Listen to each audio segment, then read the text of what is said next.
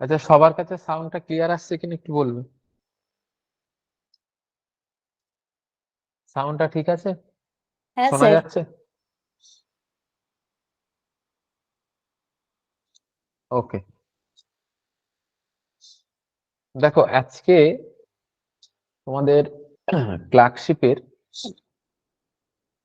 Demo class, বিশেষ করে total যে জিকে পোর্শনটা আছে, এন্টায়ার যেটা আছে, history, geography, polity, economy and science, physics, chemistry, biology, total যেটা আছে with static GK and current affairs, এতগুলো সাবজেক্ট আমি তোমাদের টোটালটা কভার আপ করাবো, এবং পার্ট বাই পার্ট। ফার্স্টে একটা জিনিস তোমাদের বলি, সেটা হচ্ছে আমাকে ফার্স্ট একটু প্রত্যেকে একটু হাতের চিহ্ন দিয়ে কনফার্ম করবে যে তোমরা যারা এখানে এখন ক্লাসে আছো তাদের মধ্যে আর্টস এর স্টুডেন্ট কতজন আছো, শুধু হাতের চিহ্ন দিয়ে আমাকে একটু কনফার্ম করো।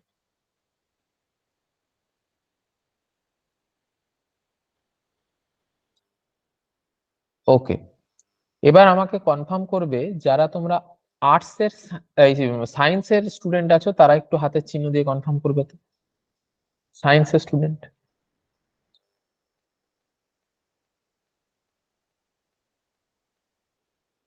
ওকে, মাত্র তিনজন দেখতে পাচ্ছি। সায়েন্সে তিন চারজন আছে যারা সায়েন্সের আছে। আচ্ছা, যদি কেউ কমার্সের থাকো তাহলে একটু হাত সে সাইন দিয়ে আমাকে একটু জানাবে। ওকে, ঠিক আছে, কমপ্লিট। দেখো, কোশ্চেনটা আমি কেন করলাম, আগে দেখো একটা জিনিস আমি খুব ক্লিয়ার ভাবে বলে দিই। আমার মনে হচ্ছে এখানে আমার কাছে আগে ইনস্টিটিউটে পড়েছে এরকম স্টুডেন্ট কেউ আছো? একটু হাতের চিহ্ন দিয়ে কনফার্ম করবে তো, আমার ক্লাস আগে করেছো, কতজন আছো এখানে?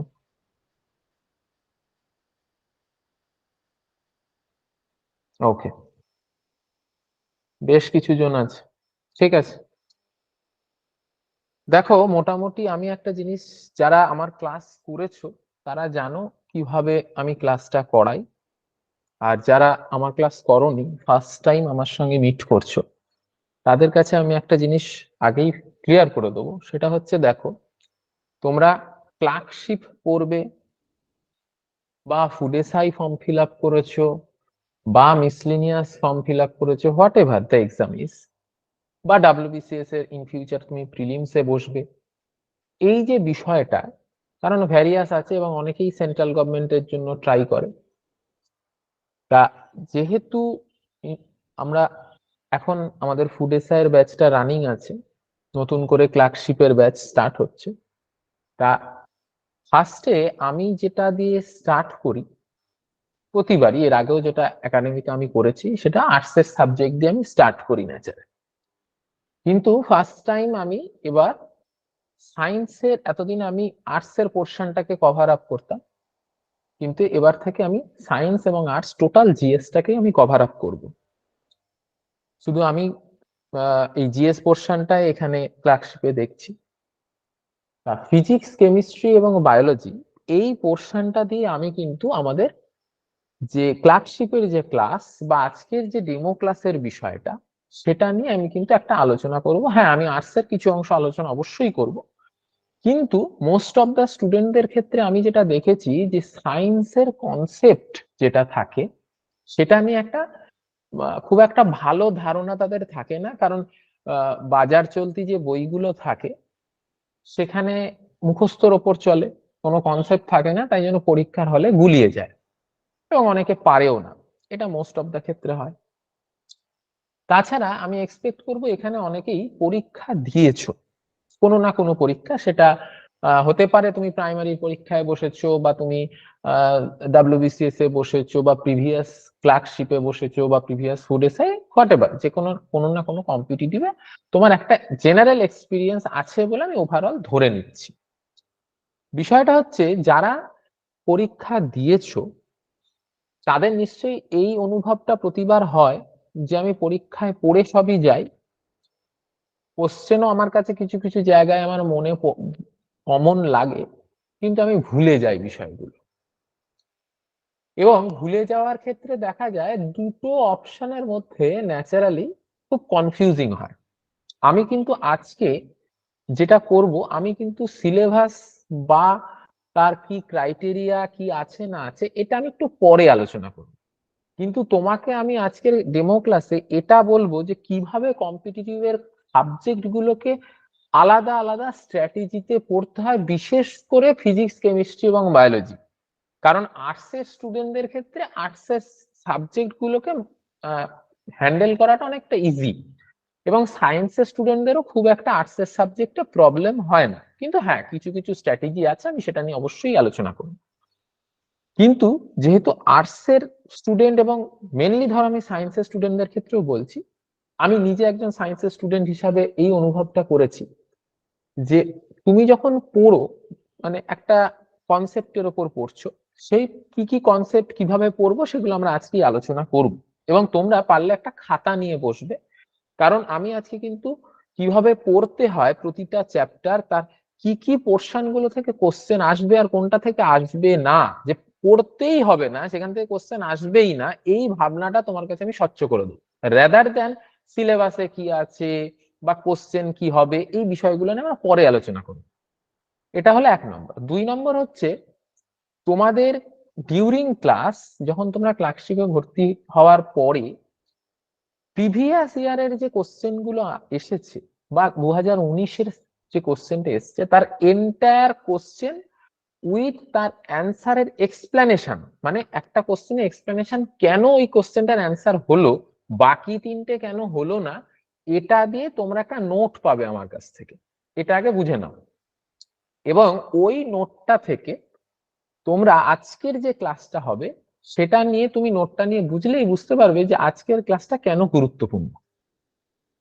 এটা হলো 2 নম্বর। 3 নম্বর যেটা আমি বলবো, প্রথম কথা হচ্ছে, যে কোনো পরীক্ষা, not only clerkship, food SI দিতে যাও, মিসলিনিয়াস পরীক্ষার বেরিয়েছিল ফর্ম, সেটাও তুমি দিতে যাও, বা যে কোনো পরীক্ষা ডাব্লিউবিসিএস বা সেন্ট্রাল গভর্নমেন্ট যা খুশি, একটা কমন সাইকোলজি নিয়ে ঢুকবে।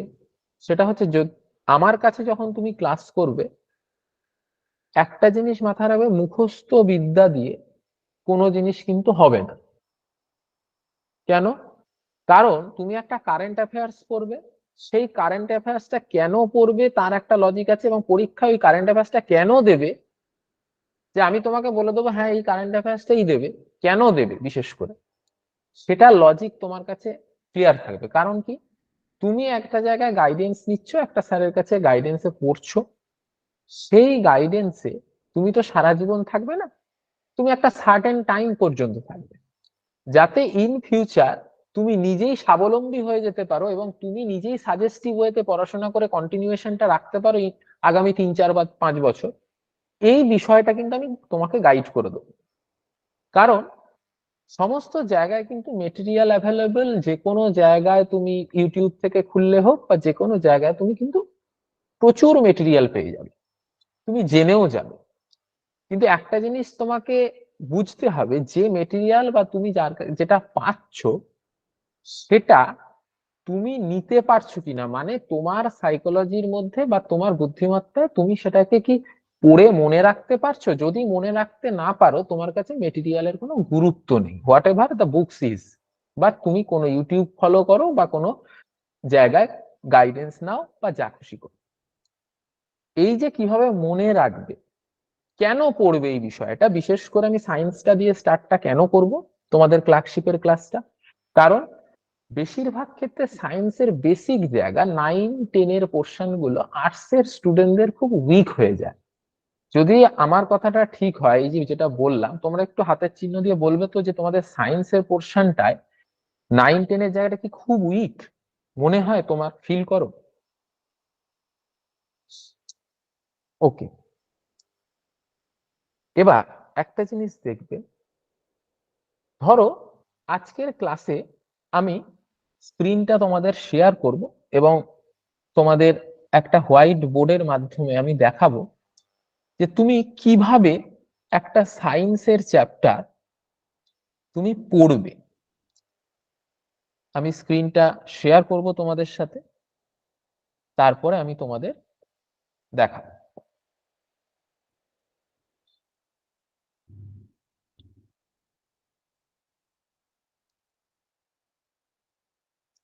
আচ্ছা, আমি এটা স্টার্ট করার আগে যে কোনো যারা কোশ্চেনের মনের মধ্যে আছে এই সায়েন্স রিলেটেড বিষয় বা ক্লার্কশিপ রিলেটেড বিষয়ে, এনি কোশ্চেন তোমাকে কিছুক্ষণ আমি টাইম দিলাম, প্রত্যেকে এক এক করে আমাকে বলতে পারো, সেই অনুযায়ী আমি প্রথমে একটু কোশ্চেন অ্যান্সার সেশনটা শুরু করবো, যাতে তোমাদের সঙ্গে আমার ইন্টারঅ্যাক্টটা করতে সুবিধা হয়। কারো যদি কোনো কোশ্চেন থাকে এক এক করে বলতে পারো initially, what ever any doubt.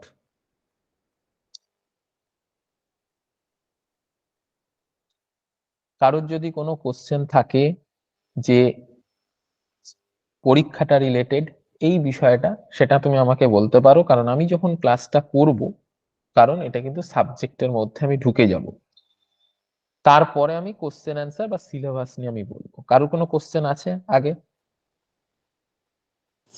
Sir, OMR শিটটা কিভাবে ফিল আপ করা যায় একটু যদি গাইড করে দেন। কারণ ধরুন যেমন বিসিএসসি তে গিয়ে দেখলাম 200টা কোয়েশ্চেন আছে। এবার কোয়েশ্চেন পেপারে আগে টিক করে নিয়ে মানে কিভাবে একটু যদি গাইড করে দেন যে ওএমআরটা কিভাবে ফিল আপ করলে মানে টাইমের মধ্যেও হবে, তাড়াতাড়িও হবে, সেইটা একটু যদি বলে দেন। আচ্ছা, একটা কোশ্চেন এলো। আর কারোর কোনো কোশ্চেন আছে? স্যার, আমি কোনোদিন পরীক্ষা দিইনি, ফার্স্ট এটা আমার, তো আমি ঠিক অত বুঝতে পারছি না কিছু। আচ্ছা, ঠিক আছে। ফার্স্ট টাইম এরকম কে কে আছো একটুখানি হাত তোলো তো, আমাকে থাম্বের চিহ্ন দিয়ে বোঝাও তো কারা ফার্স্ট টাইম আছো। আচ্ছা, ঠিক আছে, নো প্রবলেম। যারা ফার্স্ট টাইম তাদের কথা আমি বলছি না, যারা প্রিভিয়াসলি পরীক্ষা দিয়েছো কোনো কোশ্চেন সম্পর্কে বা কোনো কোশ্চেন আছে, আমি তাহলে সেইগুলো আমি বলবো। চলো দেখি, তোমাদের কোশ্চেনের অ্যান্সার আমার ক্লাসের মধ্যে দিয়েই তোমরা পেয়ে যাবে। ফার্স্টে একটা জিনিস বলি, ধরো এই পরীক্ষাটা যখন তুমি দেবে, আমি ক্লার্কশিপটা নিয়েই বলছি, এটা ইন জেনারেল সমস্ত পরীক্ষার ক্ষেত্রেই অ্যাপ্লিকেবল হবে। ধরো ক্লার্কশিপের ক্ষেত্রে, স্ক্রিনটা দেখা যাচ্ছে তো সবার? একটু বলবে, কনফার্ম করবে। হ্যাঁ স্যার, দেখা যাচ্ছে। আচ্ছা, ঠিক আছে। ক্লার্কশিপ, এই ক্লার্কশিপের ক্ষেত্রে একটা জিনিস বুঝবে, দেখো 40 মার্কস জিকে আছে, 30 মার্কস ম্যাথ, এটা জিকে, আর 30 মার্কস হচ্ছে ইংলিশ।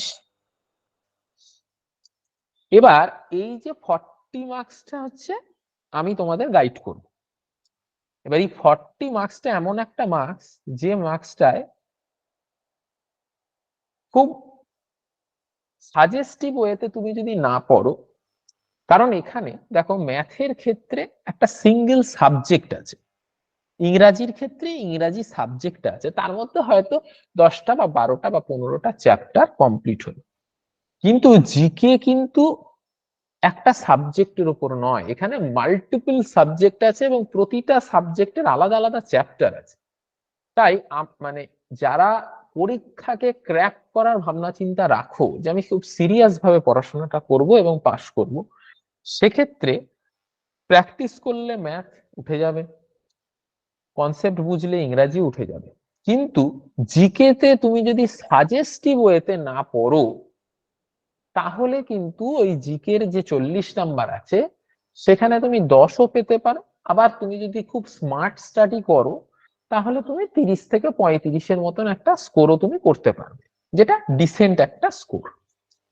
2 নম্বর হচ্ছে ক্লার্কশিপে অ্যাপ্রক্স 6000 ভ্যাকেন্সি আছে, অ্যাপ্রক্স, কম বেশি 6000 ভ্যাকেন্সি আছে, 5500 থেকে 6000।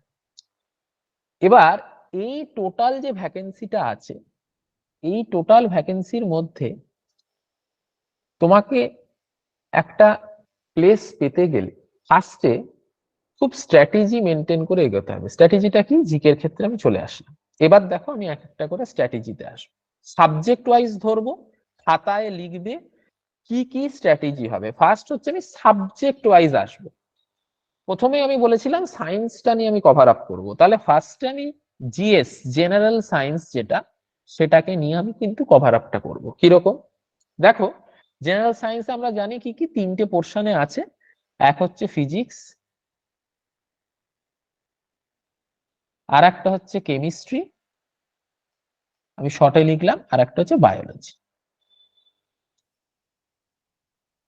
এই তিনটে থেকে হয়তো 8 to 12 মার্কস তুমি পেতে পারো, 8 থেকে 12টা কোশ্চেন। ক্লার্কশিপে এই 40 নম্বরের জিএস এর যে জিকে এর পোর্শনটা আছে, তার মধ্যে সায়েন্সে তুমি 8 থেকে 12টা পাবে।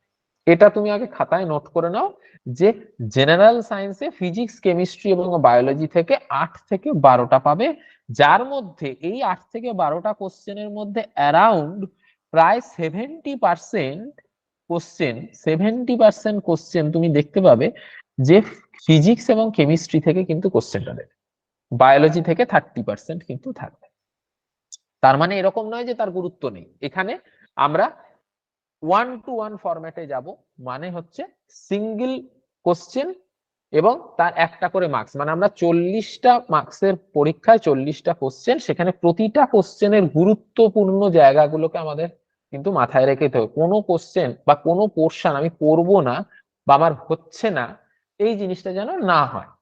যদি না হয়, খোলামেলা আমার সঙ্গে আলোচনা করে নেবে যে স্যার এই প্রবলেম আছে, আমি সলভ আউট করে দেওয়ার চেষ্টা করব। এটা হচ্ছে ব্যাপার। তা ফার্স্টে এবার আমি ফিজিক্সের কোন কোন চ্যাপ্টারে আগে পড়বে, এই ব্লু প্রিন্টটা কিন্তু থাকাটা খুব জরুরি। তোমরা কিন্তু নোট করবে, আমি আবারও বলছি, কারণ এই বিষয়টা কিন্তু আগে জানা দরকার। কারণ যখন আমি ক্লাসে করাবো তখন কিন্তু এই বিষয়গুলো কিন্তু আর রিপিট করব না। ফিজিক্সে আমাদের ফার্স্টে একটা জিনিস বুঝতে হবে যে ফিজিক্সের, হ্যাঁ কেউ কিছু বলছো? হ্যাঁ আচ্ছা স্যার, সবাই বলছি মাইক, একটা হ্যাঁ বলো বলো। কোশ্চেন ছিল। হ্যাঁ বলো। ওই যে এই যে স্যার আপনি বললেন যে ফিজিক্স, কেমিস্ট্রি এবং বায়োলজি থেকে যে এতগুলো কোশ্চেন আসতে পারে, কিন্তু হুম। বিগত বছরে যেমন 2019, 2015-তে যদি আমরা দেখি, তাহলে তো ফিজিক্স মোটামুটি কেমিস্ট্রিতে কোনো কোশ্চেনই আসেনি, দেখো ফিজিক্স থেকেও একটা জিনিস তোমাকে বলি। প্রথম কথা হচ্ছে রিসেন্ট ট্রেন্ড 2019-18 ফুড এসআই এর কোশ্চেন এবং 2019-এর ক্লার্কশিপের কোশ্চেন, আর 2023-24 সালের কোশ্চেনের ট্রেন্ডটা কতটা পরিবর্তন হয়েছে, সেটা যদি তুমি ডাব্লিউবিসিএস এর পরীক্ষার কোশ্চেনকে অ্যানালাইসিস করো, তুমি দেখতে পাবে ট্রেন্ড অনেকটা চেঞ্জ হয়েছে। কারণ ডে টু ডে কোশ্চেন কিন্তু অনেক টাফ হচ্ছে। প্রিভিয়াস ইয়ার কোশ্চেন বা প্যাটার্নকে তারা কিন্তু অল টাইম অন্ধের মতো ফলো করছে না, বিকজ অফ কম্পিটিশন। তাই তোমাকে কিন্তু প্রতিটা সাবজেক্টের স্ট্র্যাটেজিকে ফলো করে এগোতে হবে, rather than previous year question. মানে প্রিভিয়াস ইয়ার কোশ্চেন কি স্যার তাহলে ফলো করব না? অবশ্যই করতে হবে, কিন্তু সেটা যেন আমি এটাই হবে এই ভাবনাটা নিয়ে চললে কিন্তু হবে না। কারণ পিএসসির প্যাটার্ন কিন্তু ডে টু ডে চেঞ্জ হচ্ছে। 40টা কোশ্চেনের মধ্যে প্রিভিয়াস ইয়ারে আমি তোমাদের যখন একটা ট্রেন্ড অ্যানালাইসিস করব, সেখানে তুমি হয়তো দেখবে 3 থেকে 4টে কোশ্চেনের জায়গাতে আছে, খুব কম দেখবে স্ট্যাটিক জিকে। ভালো করে বুঝবে, স্ট্যাটিক জিকেটা অনেক বেশি আছে, কারেন্ট অ্যাফেয়ার্স আছে, ছোটখাটো আর্টসের কোশ্চেন গুলো দেখবে ইতিহাস ভূগোলে ভর্তি আছে।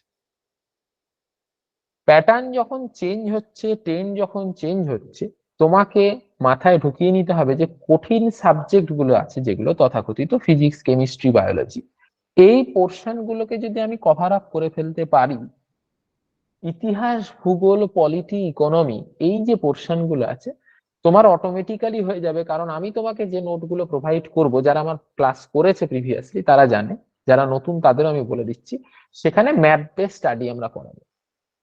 তাই এখানে পড়াটা কিন্তু একটু স্ট্র্যাটেজিক্যালি চেঞ্জ করতে হবে, প্রিভিয়াস ইয়ারকে মাথায় রাখবো, কিন্তু তার ট্রেন্ডটাকে কিন্তু অন্ধের মতো ফলো করা যাবে না। বোঝা গেছে বিষয়টা কি বললাম? কোনো অসুবিধা থাকলে বলতে পারো। স্যার আবার একবার বলবেন? বললাম যে আমরা যে প্রিভিয়াস ইয়ার কোশ্চেন যখন তোমাদের আমি অ্যানালাইসিস করে দেব, প্রতিটা কোশ্চেন 40টা কোশ্চেন, দুটো শিফটে 80টা কোশ্চেন, এক্সপ্লেনেশন সমেত আমি কিন্তু তোমাদের দেব। সেখানে তোমরা দেখবে প্রিভিয়াস ইয়ারে 3 থেকে 4টে সায়েন্সের কোশ্চেন হয়তো পাবে প্রতিটা শিফটে। এই শিফটটা কিন্তু যদি বেড়ে গিয়ে 8 থেকে 10টা কোশ্চেনের জায়গায় 8 থেকে 12টা কোশ্চেন ইন জেনারেল নানার চান্সেস কিন্তু থাকবে। কেন? কারণ তোমরা 2019-20 পরের কোশ্চেনের যে ট্রেন্ড বা প্যাটার্ন, এটাকে ফলো করার চেষ্টা করবে। যে কোনো পরীক্ষায় প্যাটার্ন কিন্তু ডে টু ডে কোশ্চেন কিন্তু টাফ হচ্ছে। রিসেন্ট সামান্য একটা প্রাইমারি কোশ্চেন প্রিভিয়াস ইয়ারের থেকে অনেক বেশি টাফ হয়েছে, এটা তোমরা সবাই দেখেছো যারা জানো পরীক্ষাটা দিয়েছো। তাই গতানুগতিক পড়া বা কোশ্চেন যেটা এসেছে সেটা যেমন তুমি পারবে বা তোমার কাছে সহজ, তোমার অ্যাডাপ্ট করাটা অনেক ইজি, গতানুগতিকের থেকে বাইরে গিয়ে পড়াটা কিন্তু অনেক বেশি জরুরি। এই কারণে আমি কিন্তু এই ফিজিক্স, কেমিস্ট্রি, বায়োলজি দিয়ে আমি শুরু করলাম, কিন্তু ন্যাচারালি আমি কিন্তু আর্টস দিয়েই আমি শুরু করি। এটা হচ্ছে স্ট্র্যাটেজির ফার্স্ট পয়েন্ট। জায়গাটা বোঝা গেছে আমি কি বলতে চাইছি? কারোর কোনো কনফিউশন আছে জায়গাটায়? আচ্ছা, চলো ফার্স্টে আমরা একটা জিনিস বুঝবো। দেখো, ফিজিক্সের যে স্ট্র্যাটেজিটাকে আগে নেব সেটা হচ্ছে কি চ্যাপ্টার তুমি আগে পড়বে। মানে এই যে চ্যাপ্টারটা লিখিয়ে দিচ্ছি ভালো করে বুঝবে, it is not only for clerkship but what ever the exam is. তুমি প্রিভিয়াস ইয়ারের যে কোনো পরীক্ষার কোশ্চেন খুলে নিয়ে দেখে নেবে যে তোমার এই এই চ্যাপ্টার গুলো থেকে এসছে কিনা। যে আমি আজকে যে যে চ্যাপ্টার গুলো মার্ক করে দিচ্ছি বা বলে দিচ্ছি এবং সেই চ্যাপ্টারের কোন পোর্শন গুলো থেকে কোশ্চেন আসবে, এটা তুমি যে কোনো প্রিভিয়াস ইয়ারের কোশ্চেন খুলে, এনি এক্সামের খুলে তুমি দেখে নেবে, নট অনলি ক্লার্কশিপ, যে কোনো পরীক্ষা। কেন?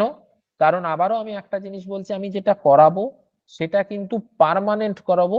এটা নয় যে এই পরীক্ষার জন্য এই কটা চ্যাপ্টার পড়বে, ওই পরীক্ষার জন্য ওই কটা চ্যাপ্টার পড়বে, এরকম নয়। টোটাল যে কম্পিটিটিভের সায়েন্সের জায়গাটা, ইন জেনারেল ছোট পরীক্ষা থেকে মডারেট লেভেলের যত রকম পরীক্ষা আছে, সেই পরীক্ষাগুলোকে টোটালটাই কভার করবে। সেখানে তোমার পুলিশও কভার করবে, কনস্টেবল, ইভেন এসআই কভার করবে, ক্লার্কশিপও কভার করবে। কারণ ক্লার্কশিপটাকে আমি মাথায় রেখে করছি, কারণ ব্যাচটা ক্লার্কশিপের উপর বেস করে।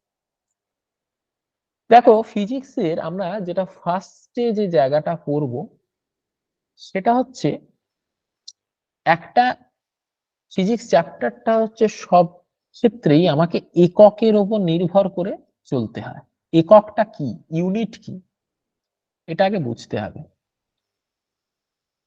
কারণ আমরা ন্যাচারালি জানি এসআই, সিজিএস, এফপিএস, এই এককগুলো পড়ি আমরা। তা এই এককগুলো যখন পড়ি সেগুলো কিন্তু আমরা ন্যাচারালি খুব মুখস্থ করে চলি, যে এটা মানে ওটা, এটা মানে ওটা, এইভাবে কিন্তু যে কার একক কি এই বিষয়টা কিন্তু আমরা মুখস্থ করি। শুধু মুখস্থ নয়, একটা জিনিস মাথায় রাখবে, যখন আমি এককটা পড়ব, এককটা কেন পড়ছি। ধরো আমি তোমাকে একটা উদাহরণ হিসাবে স্ট্যাটিক স্ট্যাটিক উদাহরণ হিসাবে আমি তোমাকে দিতে পারি এককের কি ধরনের কোশ্চেন আছে। ধরো একটা সহজ পরীক্ষা লাইক ক্লার্কশিপ বা ফুড এসআই, তোমাকে একটা স্ট্যাটিক কোশ্চেন জিজ্ঞাসা করতে পারে যেটার কোনো বুদ্ধিমত্তার প্রয়োজন হয় না। ধরো তোমাকে বললো যে 1 গ্যালন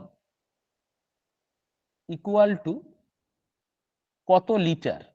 এটা কিন্তু একটা বুদ্ধিমত্তার কোশ্চেন নয়, এটা কিন্তু একটা ইউনিটের পার্সপেক্টিভে আছে। কেউ বলতে পারবে এটা কি অ্যান্সার হবে? এনিওয়ান? কত সে লিটার 1 পড়লে গ্যালন? Sir 4.5 litre. এটাকে বলে মুখস্থ বিদ্যার উপর, যে হ্যাঁ আমি এটা মুখস্থ করলাম, অ্যান্সার চলে এলো। This is called static science. আর একটা হয় কনসেপচুয়াল সায়েন্স। কনসেপচুয়াল সায়েন্সটা কিভাবে বুঝবো সেই এককের মধ্যে, এই ডিফারেন্সটা কিন্তু আগে বুঝতে হবে। দেখো, কনসেপচুয়াল সায়েন্সের এককের জায়গা থেকে আমি কিরকম কোশ্চেন আসে। প্রথম কথা, আমরা ধরো একটা খুব স্যার কমন জায়গা নিলাম, যেমন চাপ। আচ্ছা, চাপের একক কি?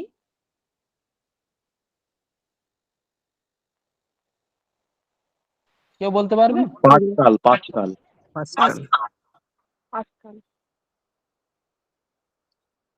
এবার এই যে চাপটা দিচ্ছি, এখান থেকে দেখো, এই যে তোমরা যে অ্যান্সারটা বললে যে হ্যাঁ চাপের একক পাস্কাল, খুব কমন, কিন্তু এই চাপটা কিসের উপর নির্ভর করে এটা তৈরি হলো? প্রথম কথা, এখানে একটা জিনিস মাথায় রাখবে, একটা সার্টেন জায়গা, তার উপর আমি যখন প্রেসার ফলো করছি, দিচ্ছি, ধরো প্রেসারটা দিচ্ছি, তাহলে নিশ্চয়ই সেখানে আমি ফোর্স দিচ্ছি, মানে বল প্রয়োগ করছি। বল প্রয়োগ করছি বলে আমি চাপ দিচ্ছি, এবং যে জায়গাটায় আমি বল প্রয়োগ করছি সেটাকে আমি বলছি, ধরো তার এরিয়ার ওপর তো বল প্রয়োগ করছি, এনি এরিয়া, তার মানে এরিয়া। তার মানে আমরা যখন চাপটা বুঝবো, তাহলে চাপ হচ্ছে কতটা তুমি বল প্রয়োগ করছো এবং কোন ক্ষেত্রফল বল ও তার এরিয়া মানে ক্ষেত্রফলের অনুপাত, এই অনুপাতের উপর বেস করে কিন্তু চাপটা কিন্তু নির্ভর করে। এবার আমরা দেখবে যে কোনো বইতে বা যে কোনো জায়গায় যখন তুমি একক করবে, তার সঙ্গে মাত্রাটাও কিন্তু খুব গুরুত্বপূর্ণ রোল প্লে করে। এই মাত্রাটা প্রতিটা ক্ষেত্রে কিন্তু মুখস্থর ওপর বেস করে কিন্তু স্টুডেন্টরা ফলো করে।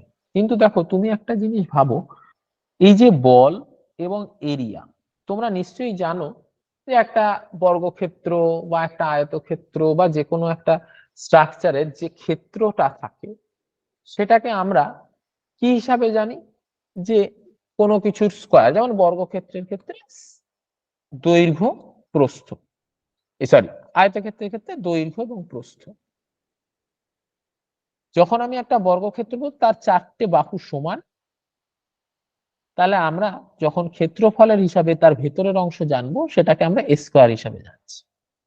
যখন আমি একটা রেক্ট্যাঙ্গেল দেখবো, সেটা দৈর্ঘ্য গুণ প্রস্থ হিসাবে ডিনোট করছি। ঠিক একইভাবে চাপ কিন্তু নির্ভর করে বল ও তার এরিয়ার অনুপাতের উপর নির্ভর করে। তাহলে আমরা যখন বলের মাত্রা, ক্ষেত্রফলের মাত্রা, এই দুটোকে যখন একসঙ্গে নেব, তখন কিভাবে জিনিসটাকে করব সেইটার কনসেপ্টটাকে জানতে হবে। দেখো, এগুলো প্রতিটাই উদাহরণ দিয়ে আমি বোঝাবো। দেখো, চাপ, চাপ মানে হচ্ছে অনুপাত বলতে আমরা বুঝি বাই, তার মানে বল বাই ক্ষেত্রফল। প্রথম কথা, কোন জায়গায় যখন আমি বল প্রয়োগ করি মানে ফোর্স, তাহলে এই বলটার নিজস্ব একটা কিন্তু ভর আছে, আগে বুঝতে হবে। যে কোনো জিনিসের একটা ভর আছে, ভরকে ইংরেজিতে আমরা কি বলি? মাস। এই যে মাসটা আছে এবং এই যে ক্ষেত্রফলটা আছে, ভালো করে বুঝবে, তাহলে সেই ক্ষেত্রফলের মধ্যে নিশ্চয়ই তার লেন্থও আছে। তাহলে আমার কি কি ডেটা গুলো লাগছে আগে বুঝবে। 2 নম্বর, এই যে তুমি বলটা প্রয়োগ করছো, সেটা একটা সার্টেন টাইম নিয়ে কিন্তু বলটা প্রয়োগ করছো। এই যে সার্টেন টাইম ধরে তুমি বলটা প্রয়োগ করছো, তার মানে এখানে কিন্তু টাইমের একটা ফ্যাক্টর কিন্তু কাজ করছে। তাহলে এই তিনটে জিনিসের উপর যখন আমি প্রয়োগটা করছি, তাহলে তিনটের সমন্বয়, মাস, লেন্থ এবং টাইম, এই তিনটের সমন্বয়ে কিন্তু আমার চাপের মাত্রাটা তৈরি হচ্ছে। দেখবে পরীক্ষায় যে কোশ্চেন গুলো আসে, চাপের একক কি, তোমাকে জিজ্ঞেস করলো ঘনত্বের মাত্রা কি, বা দেখা গেল তোমাকে জিজ্ঞাসা করলো যে বলের একক কি, এই যে কোশ্চেন গুলো যখন আসে একক রিলেটেড, তখন ন্যাচারালি একটা লিস্ট থাকে, মুখস্থ করে আমরা চলে যাই। আমরা কিন্তু প্রতিটা ক্ষেত্রেই এই জিনিসটাকে কিন্তু মেনটেন করব না। ধরো এই যে জায়গাটা আমি করলাম, তাহলে মাস লেন্থ এবং টাইম, এই ক্ষেত্রে টোটালটাই কিভাবে পুরো জিনিসটাকে আমি কভার করব সেটা কিন্তু আগে দেখো। প্রথম কথা হচ্ছে এই যে টাইমটা ক্ষেত্রফলের উপর আমি প্রয়োগ করছি, আর মাস আর লেন্থ, এল মানে আমরা লেন্থের উপর হিসাব করে করছি। মাথায় রাখবে এই জিনিসগুলো, প্রথমে আমি আগে জিনিসটা দেখিয়ে দিয়ে তারপরে বোঝাবো বিষয়টা। দেখো, মাস মানে এম, এল মানে লেন্থ এবং টি, ঠিক আমরা এইভাবে লিখবো জিনিসগুলো। প্রথম কথা, আমি একটা এরিয়ার উপর ক্ষেত্রফলের উপর চাপ দিচ্ছি, বল প্রয়োগ করছি, তাহলে তোমাকে একটা জিনিস বুঝতে হবে, মাসটা কিন্তু কখনো চেঞ্জ হচ্ছে না, ভর ভর কিন্তু কোনো জায়গাতেই আমরা কিন্তু পরিবর্তনশীল হয় না, তাই এম ফিক্সড গেল। 2 নম্বর হচ্ছে এই যে লেন্থ যেটা আছে, সেই লেন্থ যে পোর্শনটায় আছে এম এবং এল, এটা কিভাবে আসছে দেখো, এই যে পোর্শনটায় বাই যখন কোনো কিছুর উপর দিই আমরা ফিজিক্সের হিসাবে, এটাকে যখন সরাসরি লিখবো, এর যে পাওয়ার থাকে সেটাকে আমি -1 হিসাবে দিচ্ছি। কেন -1? এটাকে উল্টে যাচ্ছে বলে, কারণ এম এর যে এবং এল এর যে পাওয়ার সেটা 1 আছে, গেল। 2 নম্বর, টাইমটার যে সময় ধরে প্রয়োগ করছে, ভালো করে বুঝবে, সেই সময়টাকে আমি কিন্তু অ্যাক্সিলারেশন মানে আমরা যে ত্বরণের ওপর বেস করে কিন্তু কাজ করছি। কিরকম, ভালো করে বোঝো বিষয়গুলো, প্রত্যেকটা জায়গায় কিন্তু আমাকে মেনশন করতে হবে যে এই এম এবং এল কেন হলো এম বাই এল বলে আমি কিন্তু এটাকে ডিনোট করলাম। টি এর কাজটা কি, কতক্ষণ ধরে তুমি প্রয়োগ করছো বলটা সেই ক্ষেত্রফলের উপর, তখন আমি কিন্তু এটাকে টি ইনভার্স করে দেবো। কেন, এত মিটার পার সেকেন্ড স্কোয়ার, এত meter per centimeter per second square, যে টাইমের স্কোয়ার হিসাবে আমি প্রয়োগটা করছি। এই যে বিষয়গুলো প্রতিটা ক্ষেত্রে তোমাকে কিন্তু মাথায় রাখতে হবে। 2 নম্বর, আবার আসবো আমি, প্রত্যেকটা কোশ্চেন হয়ে যাওয়ার পরে প্রত্যেকের ডাউট আমি নেব, প্রত্যেকের কোশ্চেন গুলো কিন্তু আমি একটা একটা করে নেব, আগে কেউ কোনো কথা বলবে না, সবার অ্যান্সার গুলো আমি শুনে নেবো। তারপর আর একটা জিনিস তোমাদের যেটা বলি এই ক্ষেত্রে, যেমন আর একটা উদাহরণ দিয়ে তোমাদের জিনিসটাকে বোঝাই। ধরো কোনো জিনিসের,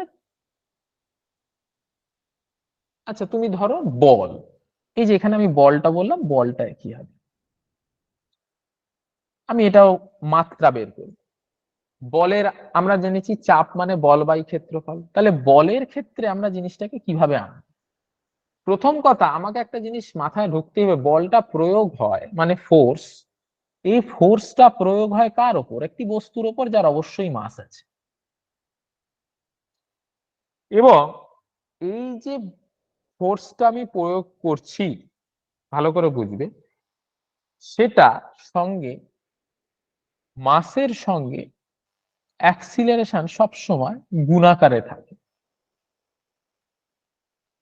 অ্যাক্সিলারেশন গুণাকারে, অ্যাক্সিলারেশন মানে ত্বরণ, মানে ত্বরণটা কি, একটি বস্তু উপর থেকে পড়ছে, সে কত দ্রুত গ্র্যাভিটেশনাল ফোর্স দ্বারা আকর্ষিত হচ্ছে এবং তার মানটা কি, সেই নিয়মটা, যে কি গুণিতক হারে সে নিচের দিকে পড়ছে, তার বেগটা বৃদ্ধি পাচ্ছে যে হারে, বেগ বৃদ্ধির হারকে আমরা ত্বরণ হিসাবে কিন্তু চিনি।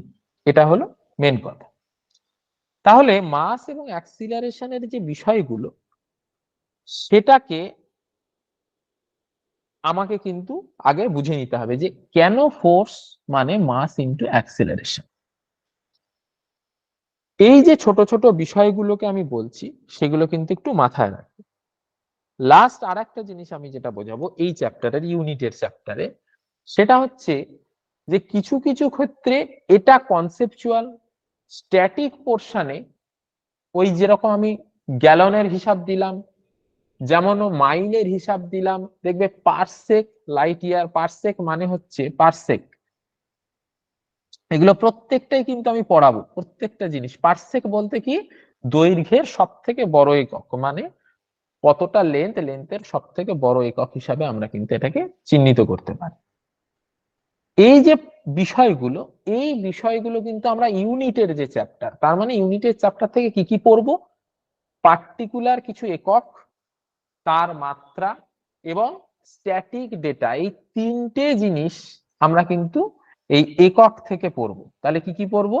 এক হচ্ছে নির্দিষ্ট একক, বলতে নির্দিষ্ট, যা খুশি তাই নয়, নির্দিষ্ট মানে সাজেস্টিভ একক। দুই, নির্দিষ্ট এককের মাত্রা, কারণ একক প্রচুর আছে, কোনটা পড়বো কোনটা পড়বো না এইটা কিন্তু আগে জানা দরকার। আর যেটা পড়বো হচ্ছে, সেটা হচ্ছে স্ট্যাটিক ডেটা। স্ট্যাটিক ডেটা বলতে যেগুলো আমি বোঝাচ্ছিলাম, যে পারসেক বলতে কত পারসেক মানে কত লাইট ইয়ার, 1 গ্যালন মানে কত লিটার, বা 1 মাইল মানে কত কিলোমিটার, 1 আউন্স মানে কত গ্রাম। এই যে বিষয়গুলো, এই তিনটের ওপর বেস করে কিন্তু পড়বো। এটা হচ্ছে আমাদের ফার্স্ট যে স্টার্ট আপটা হবে এককের, সেটার মধ্যে থেকে কিন্তু আমি জিনিসটাকে বলবো। ফার্স্টে আমাকে বলো, এই যে যেটুকুনি বললাম, এইটুকুনির মধ্যে কারো কোনো ডাউট আছে ফার্স্ট যে চ্যাপ্টারটা নিয়ে?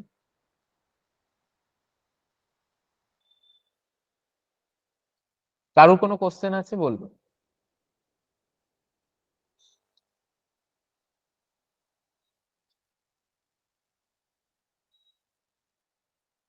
আচ্ছা চলো, নেক্সট যেটা আমরা আসবো, দ্বিতীয় যেটা, সেটা হচ্ছে খুব ইম্পর্ট্যান্ট একটা পোর্শন, সেটা হচ্ছে গ্র্যাভিটেশনাল ফোর্সের উপর। এই চ্যাপ্টারটা সমস্ত রকম পরীক্ষার ক্ষেত্রে খুব গুরুত্বপূর্ণ রোল প্লে করে। গ্র্যাভিটেশনাল ফোর্স, সেখানে কি কি ফোর্সের উপর বেস করে আমরা কাজ করব, এটা কিন্তু খুব গুরুত্বপূর্ণ। যেমন ধরো, আমি কি কি ফোর্সের উপর কাজ করে বলবো। তোমরা ন্যাচারালি পরীক্ষায় দেখেছো যে নিউটনের যে সূত্রগুলো, নিউটনের সূত্র, এই যে চ্যাপ্টারটা গ্র্যাভিটেশনাল ফোর্সের ফার্স্ট যে পোর্শনটা, নিউটনের সূত্র, এই নিউটনের সূত্র কিন্তু ভীষণ গুরুত্বপূর্ণ রোল প্লে করে। এই পোর্শন থেকে তাহলে কি কোশ্চেন আসে? প্রথম কথা যেটা হচ্ছে অ্যাপ্লিকেশন।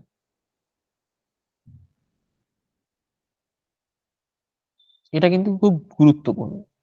অ্যাপ্লিকেশন বলতে তিনটে সূত্র যে আছে, সেই তিনটে সূত্রের ব্যবহারিক উদাহরণ দিয়ে, এবং সেই উদাহরণগুলো থেকে কিভাবে তুমি তার অ্যাপ্লিকেশন কি হচ্ছে বাহ্যিক জীবনে, সেটা কিন্তু পরীক্ষার মূল বিষয়। তাহলে ফিজিক্সের ক্ষেত্রে আমি উদাহরণস্বরূপ তোমাদের আবার একটা উদাহরণ দিয়ে বুঝিয়ে দিই কিরকম। যেমন ধরো, আমরা বলের সংজ্ঞা, বল বলতে একটু আগে যেটা বললাম, যেটা আমি তোমাদের দেখিয়েছি, যে বলের সংজ্ঞা। 2 নম্বর হচ্ছে জাড্যের ধর্ম। এই যে বিষয়গুলো যেগুলো তোমাদের বলছে, প্রত্যেকটা ক্ষেত্রে এগুলো কিন্তু এক্ষেত্রে খুব গুরুত্বপূর্ণ। তাহলে অ্যাপ্লিকেশন কি কি? তিনটে সূত্র,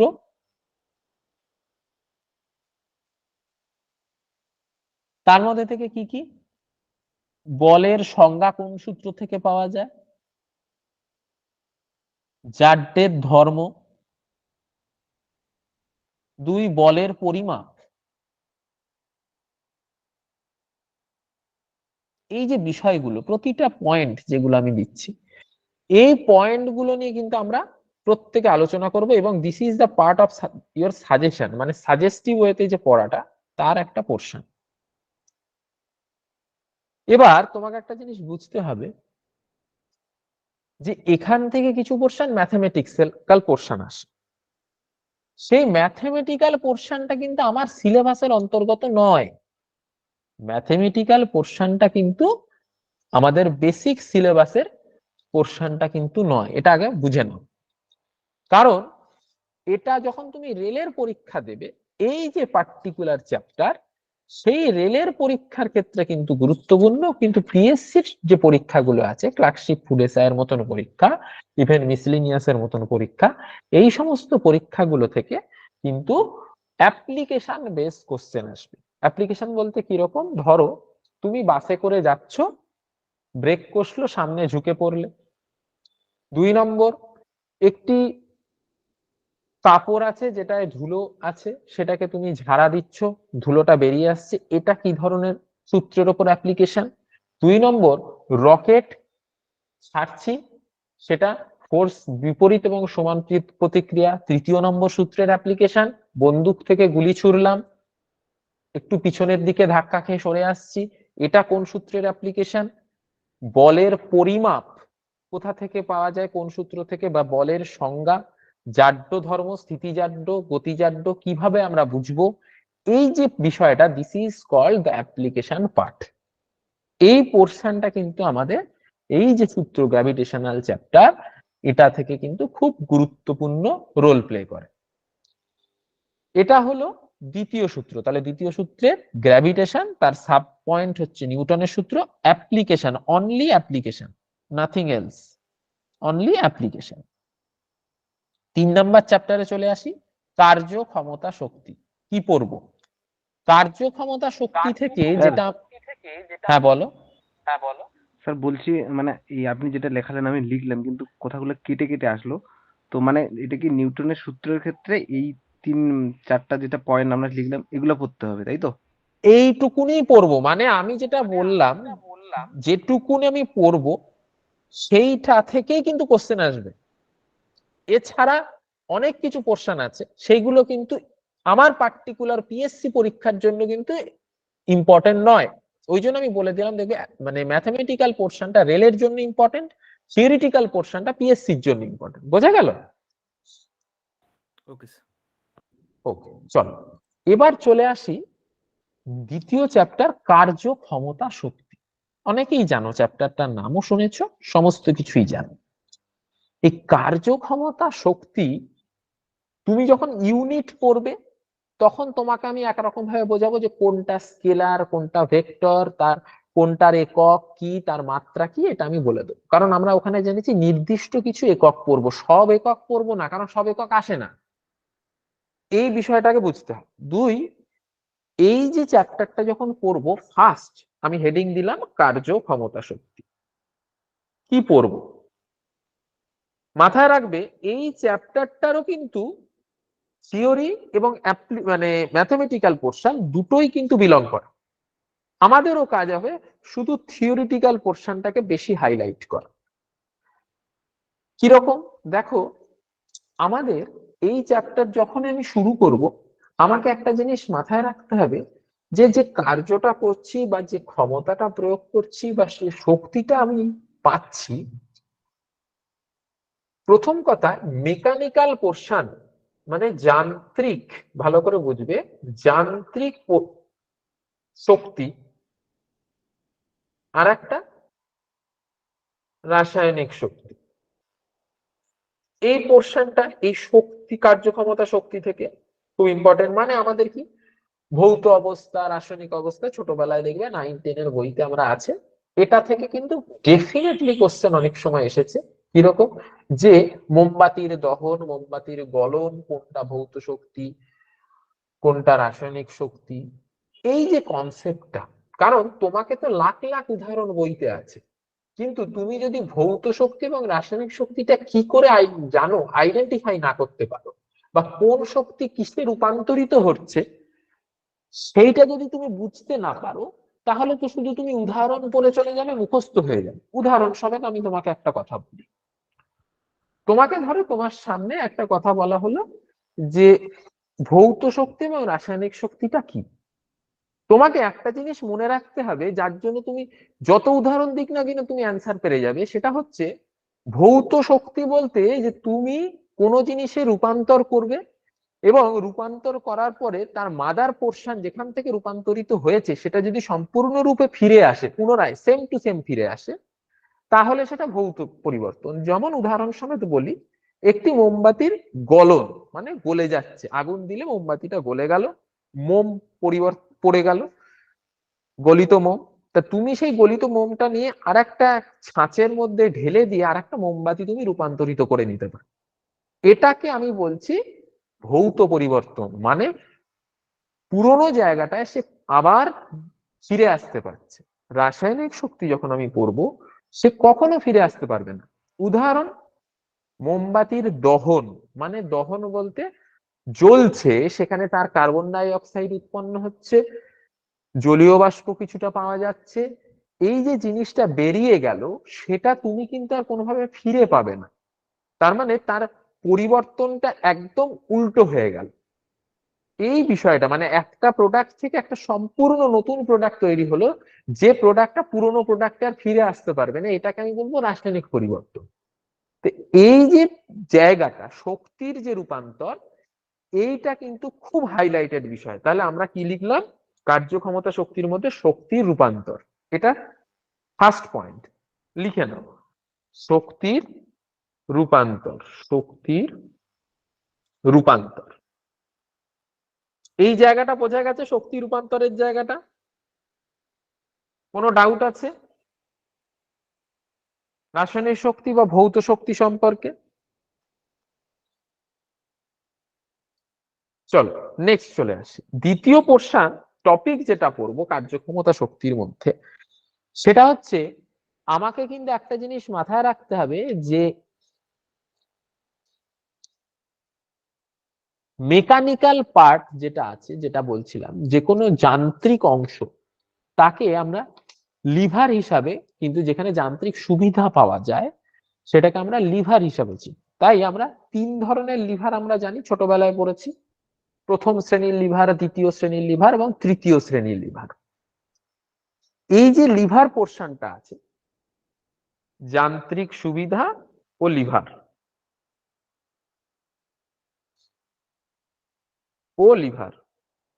এটা কিন্তু খুব গুরুত্বপূর্ণ বিষয়। প্রতিটা ক্ষেত্রে অ্যাপ্লিকেশন পার্ট, মানে মানুষের হাত কি ধরনের লিভার, ক্রেন কি ধরনের লিভার, বেলচা কি ধরনের লিভার, এই বিষয়গুলো তোমাকে লাখ লাখ উদাহরণ দেবে। কিন্তু তুমি একটা সংজ্ঞা, বিশেষ করে ফিজিক্সের ক্ষেত্রে অ্যাপ্লিকেশন পার্টে শুধুমাত্র ডেফিনেশন পড়ে তুমি উদাহরণকে আইডেন্টিফাই করতে হবে, নট এক্সাম্পলকে দিয়ে লিভারকে আইডেন্টিফাই করা। কারণ কি, তুমি একটা বইতে বা তোমাকে আমি একটা নোট দিলাম, সেই নোটে দেখা যায় 4টে উদাহরণ আছে, পিএসসি তো 4টে উদাহরণ থেকে কোশ্চেনটা দেবে না নিশ্চয়ই, সে তো তার ইচ্ছা মতো কোশ্চেন দিতে পারে। যদি তোমার লিভার সম্পর্কে ফার্স্ট ক্লাস লিভার কিভাবে আইডেন্টিফাই করবো, দেখে বুঝে যাবো ও হ্যাঁ এটা ঠিক আছে। সেকেন্ড ক্লাস কিভাবে বুঝবো, যেরকম ভাবে রাসায়নিক এবং ভৌত পরিবর্তনের উদাহরণগুলো দেবে, এগুলো আমরা প্রত্যেকটা ক্লাসে ডিটেলসে আলোচনা করব। এই জায়গাটা কিন্তু তোমাকে আগে বুঝতে হবে। উদাহরণ থেকে লিভার মুখস্থ নয়, লিভারের কার্যক্ষমতার প্রণালীটা থেকে আমি উদাহরণকে জাস্টিফাই করব, এটা কিন্তু আমাকে আগে বুঝতে হবে। নেক্সট যেটা আসি, কার্যক্ষমতা শক্তির মধ্যে প্রতিটা ক্ষেত্রে এই যে কার্যের যে রূপ, ভালো করে বুঝবে, কার্যের রূপ মানে কিরকম। ধরো একটা পোর্শনে কি হয়, আমরা একটা কার্য করছি, সেই কার্যের প্রত্যেকটা ক্ষেত্রে একটা ধরো আমি উদাহরণ দিয়ে বলছি, একটা কার্য করব, সেক্ষেত্রে কোনো বস্তুর উপর কার্য হবে। পরীক্ষায় অনেক সময় দেয় কার্যের টাইপ, মানে রূপ কিরকম, কোনটা তোমাকে কার্যহীন বল, কার্যহীন বল, কেন কার্যহীন বল, এটা আমাকে বুঝতে হবে আগে। কারণ এই কার্যহীন বলের উদাহরণ দিতে পারে, উদাহরণ মানে অ্যাপ্লিকেশন। মাথায় রাখবে এই যে বিষয়, তার মানে কার্যের ভাগ, কার্যের ভাগ। তাহলে 3টে পোর্শন সম্পর্কে কার্যক্ষমতা শক্তি সম্পর্কে আমরা জেনে নিলাম। আমরা কিন্তু কোনো ইউনিট এখান থেকে পড়বো না, কেন? ওই ইউনিটটা কিন্তু আমার ইউনিটের চ্যাপ্টারে হয়ে যাবে, কারণ মোস্ট অফ দা বইতে, সায়েন্সের বই বলো বা যে কোনো জায়গায় জেনারেল স্টাডিজ এর বই দেখবে চ্যাপ্টার অনুযায়ী তার ইউনিট আবার বললো, আবার রিপিট করলো, দুটো চ্যাপ্টার পরে তার ইউনিট বললো। আমরা কিন্তু সেটা করব না। আমরা যখন একটা চ্যাপ্টার ধরবো, টোটাল সেই চ্যাপ্টারটাকে কমপ্লিট করব। গেল। তাহলে কার্যক্ষমতা শক্তি হলো দ্বিতীয়। এবং নেক্সট যে চ্যাপ্টার, যেটা কোশ্চেন ওখান থেকে খুব বেশি আসে, সেটা হচ্ছে আলো ও শব্দ। দুটো চ্যাপ্টার মাথায় রাখবে, পরপর আমি বলে দিচ্ছি। সেটা হচ্ছে আলো ও শব্দ। এখান থেকে কি পড়বে? যথেষ্ট বড় চ্যাপ্টার এবং ইম্পর্টেন্ট চ্যাপ্টার।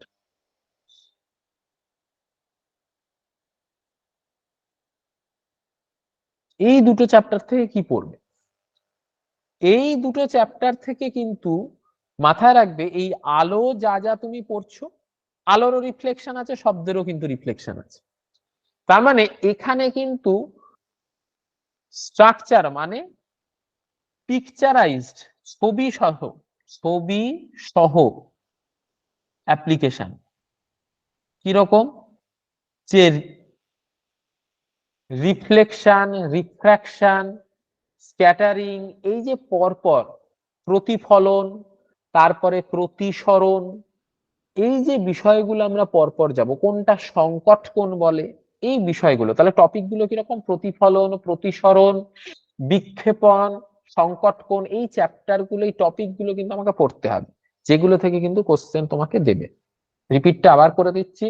প্রতিফলন, প্রতিসরণ, সংকট কোণ, আচ্ছা, অভ্যন্তরীণ পূর্ণ প্রতিফলন ও বিক্ষেপণ, এই যে কটা টপিক বললাম, এইটুকুনি আমরা পড়বো এবং তার অ্যাপ্লিকেশন পড়লে আমি কিন্তু এখান থেকে কমন পাবো। 2, এটা বেসিক পোর্শন।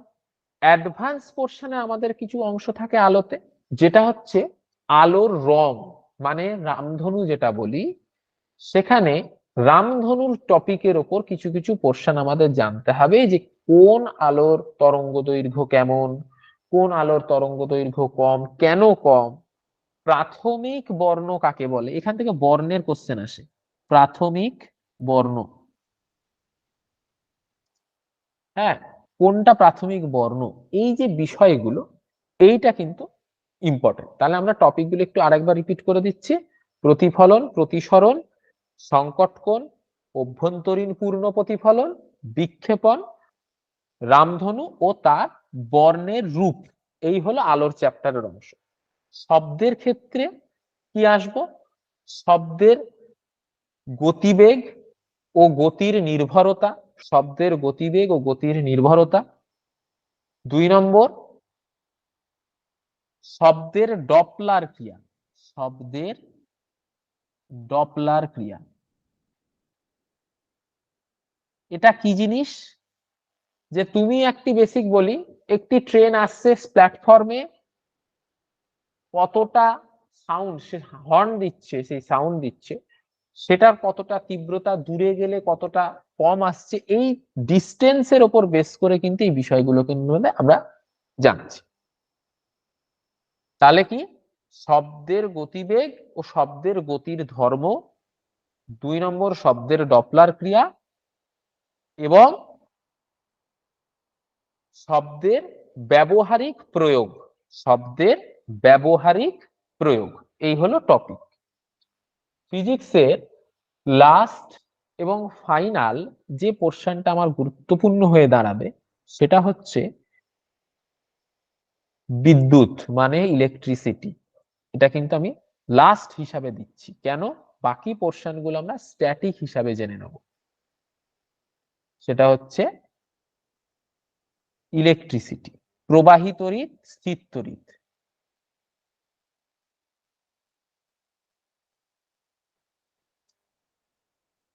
ইলেকট্রিসিটির মধ্যে দুটো লিখবে, প্রবাহী তড়িৎ ও স্থির তড়িৎ। এই পোর্শনটা কিন্তু লাস্ট চ্যাপ্টার হিসাবে কিন্তু গুরুত্বপূর্ণ। কেন? কারণ এই ইলেকট্রিসিটির সঙ্গে আমি ম্যাগনেটিজম, মানে হচ্ছে যেটা চৌম্বকত্ব, ভালো করে বুঝবে, চৌম্বকত্বটাও কিন্তু খুব গুরুত্বপূর্ণ।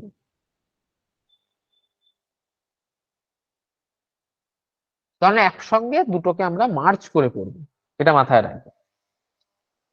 পড়বো কি? প্রথম হচ্ছে প্রবাহী তড়িতের মধ্যে তড়িতের বিভিন্ন সংজ্ঞা কিরকম, অ্যাম্পিয়ার কাকে বলে, বিভব প্রভেদ, অ্যাম্পিয়ার, বিভব প্রভেদ, এগুলো কিন্তু অল্প অল্প করে শর্টে শর্টে লিখে রাখো, যাতে টপিক গুলো তোমার জিস্ট হয়ে যায়। অ্যাম্পিয়ার, বিভব প্রভেদ, এই বিষয়গুলো কিন্তু আমার জেনে নিতে হবে। 2 নম্বর, কোনটা সমান্তরাল সমবায়, কোনটা শ্রেণী সমবায়, শ্রেণী ও সমান্তরাল।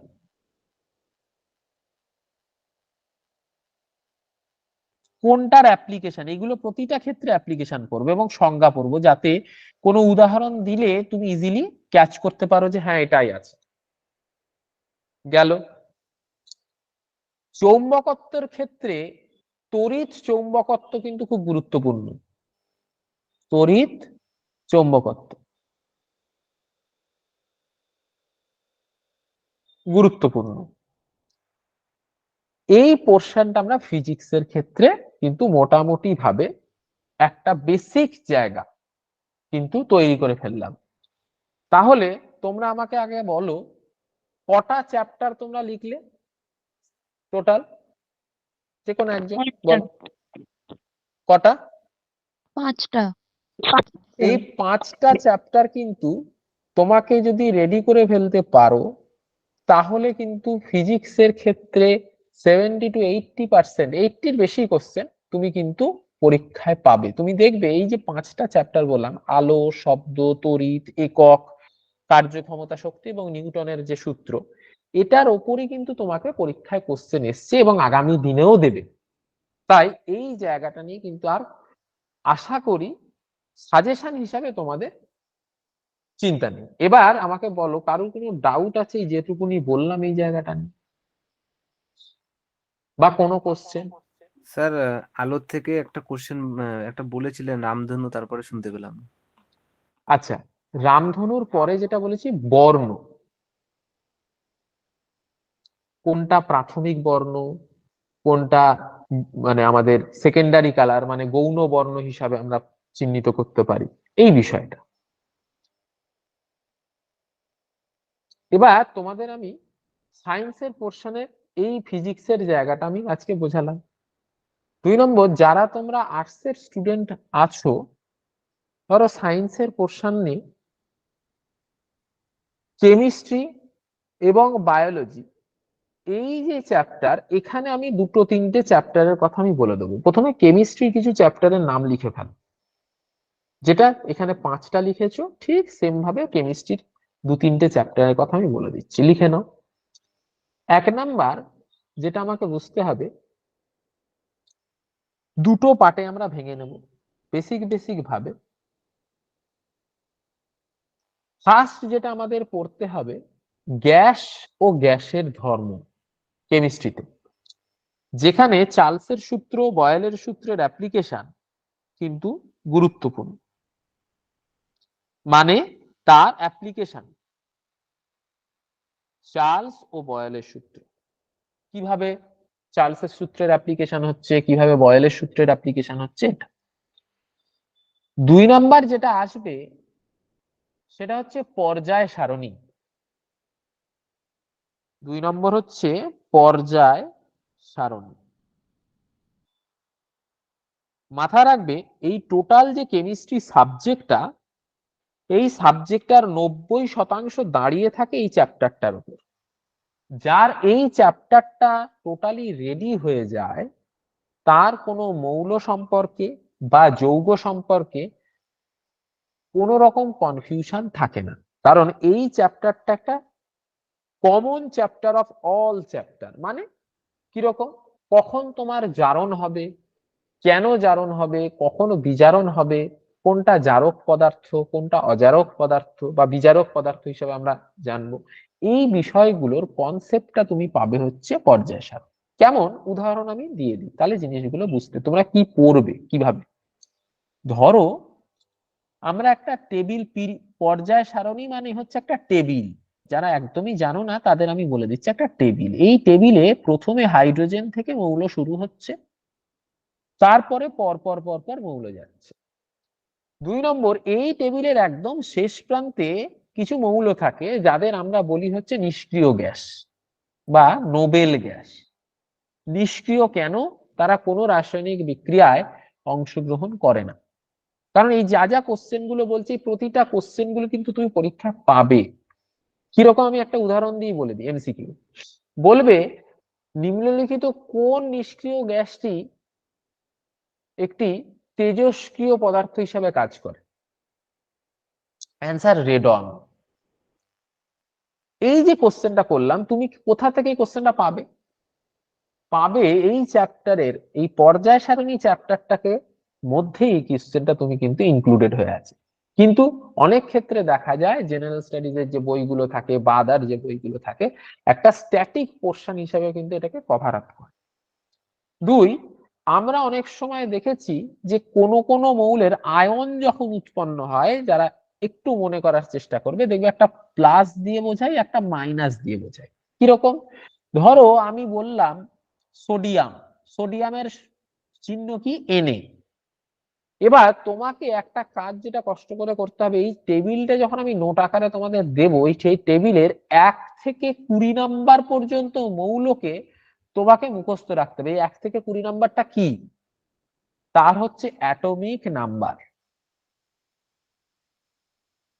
এগুলো আমরা প্রত্যেকটা আসবো যে কিভাবে অ্যাটমিক নাম্বারটা কাজ করে, কিভাবে আয়নটা আসে। যেমন ধরো এবারের বিসিএস এর প্রিলিমসেই সায়েন্সের একটি কোশ্চেন তোমাদের দেয়া হয়েছিল যে কোনটি অষ্টক সূত্র মেনে চলে।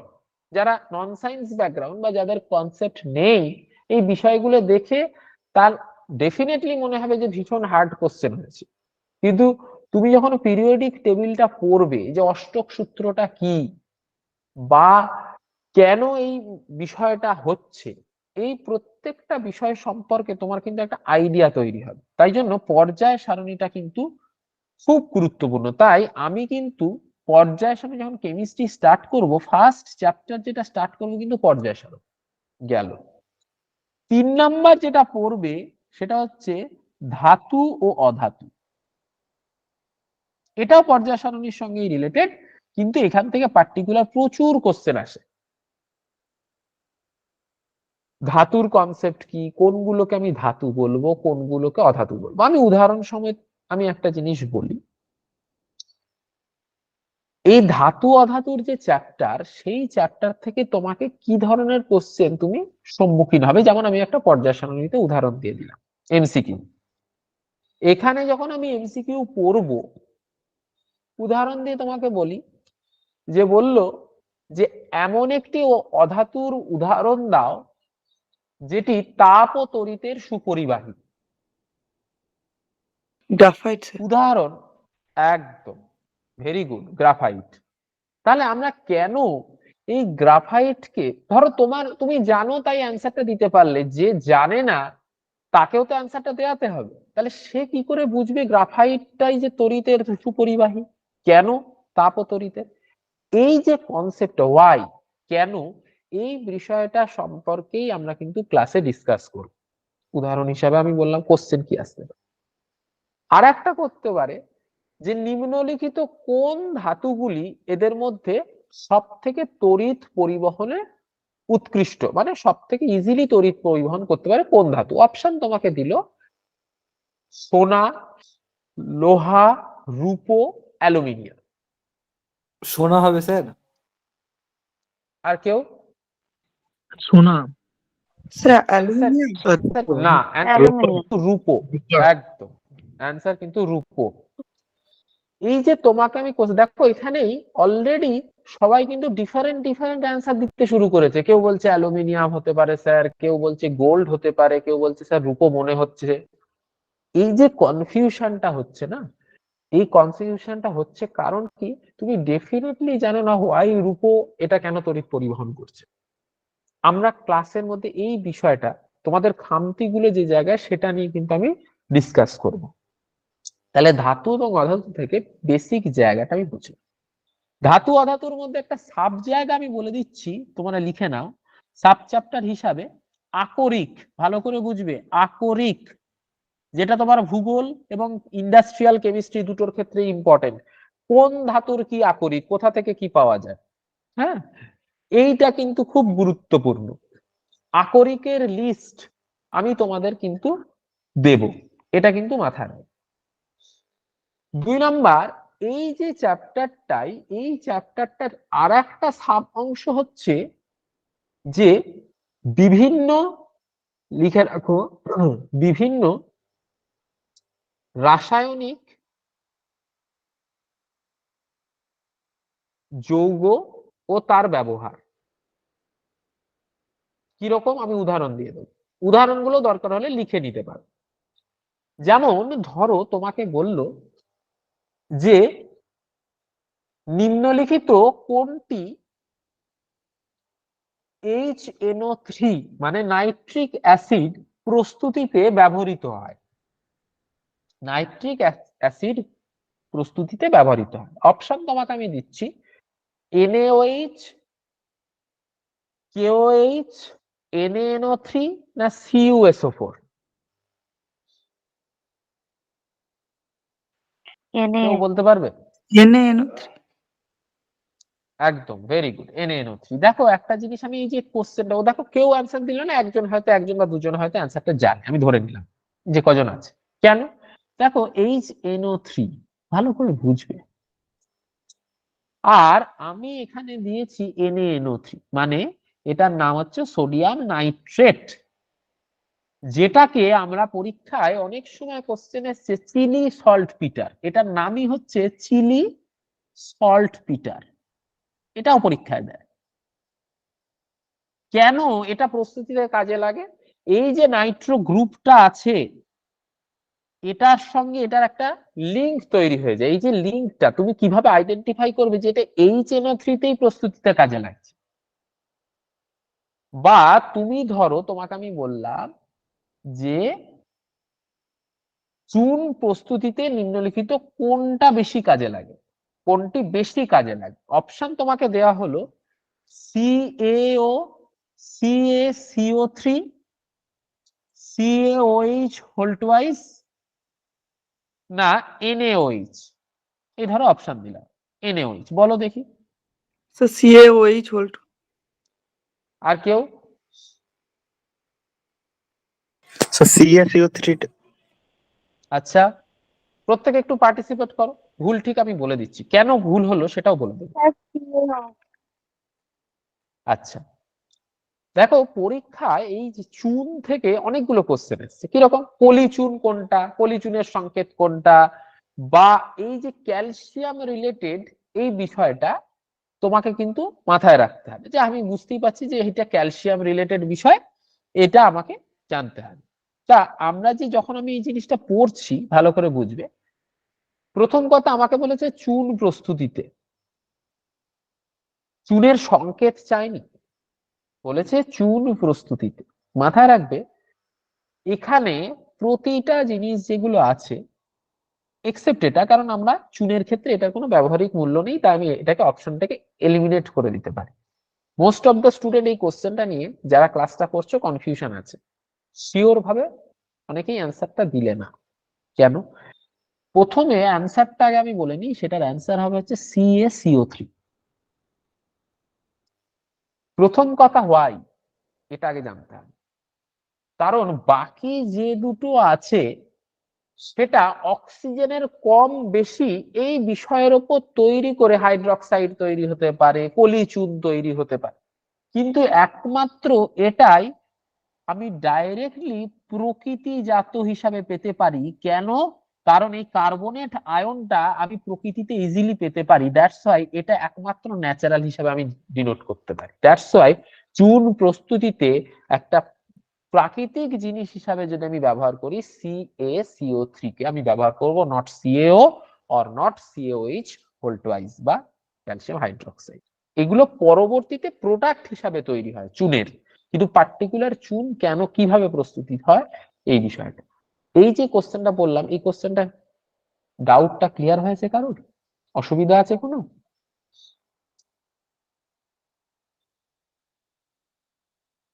চলো নেক্সট, তাহলে আমরা বুঝে গেলাম এই যে মেটাল নন মেটালের যে চ্যাপ্টারটা আমরা পড়লাম সেটা থেকে কি কি কোশ্চেন আসবে। দ্বিতীয় এবং লাস্ট যে চ্যাপ্টারটা পড়বো সেটা হচ্ছে জৈব রসায়ন। হেডিং দাও জৈব রসায়ন। এই জৈব রসায়নও কিন্তু আমরা স্ট্যাটিক পার্ট পড়বো with concept. Static part with concept. এই বিষয়টা সম্পর্কে তোমাদের আমি একটু উদাহরণ দিয়ে বলে দিচ্ছি যে কিভাবে তুমি বাড়িতে যখন পড়বে বা প্রিপারেশন নেবে, তুমি এখানেই পড়ো বা বাড়িতেই প্রিপারেশন নাও, কিভাবে জিনিসটা তুমি বুঝবে। ধরো তোমাকে জিজ্ঞাসা করা হলো উদাহরণ হিসাবে যে নিম্নলিখিত কোনটি পেন কিলার মেডিসিনে ব্যবহৃত হয়। অপশন দিচ্ছি তোমাকে, অ্যানিলিন, ফেনল, বেনজোইক অ্যাসিড না স্যালিসাইলিক অ্যাসিড।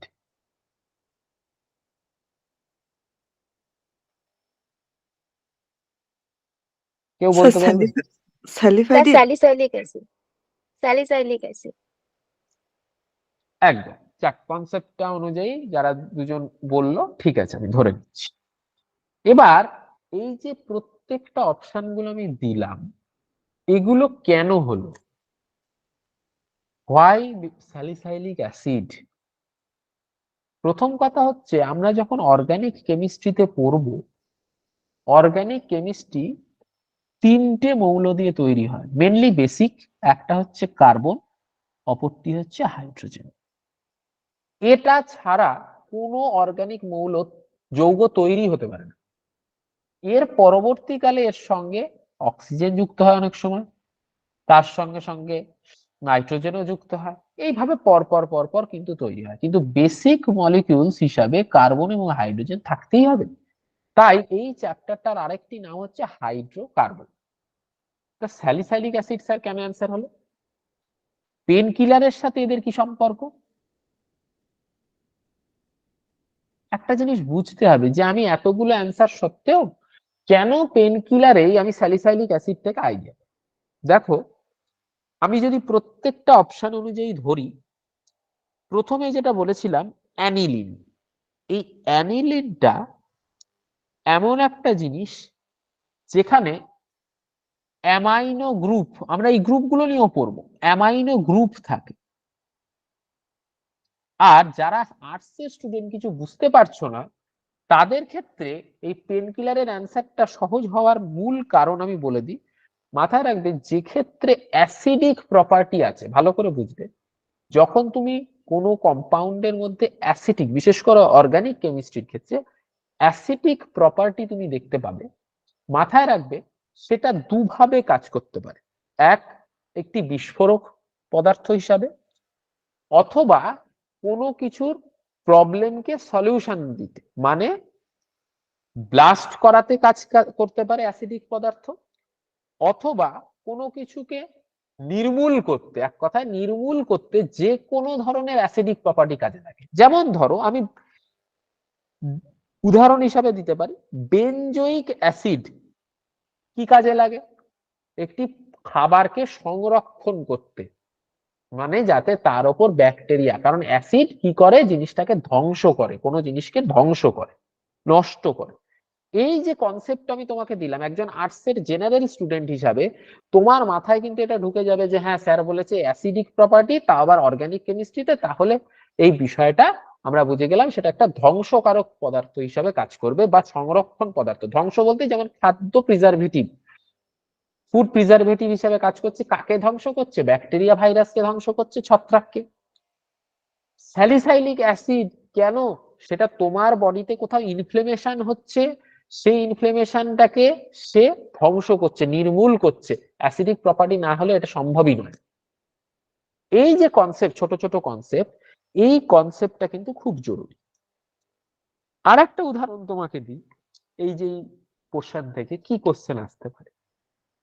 ধরো তোমাকে বললো যে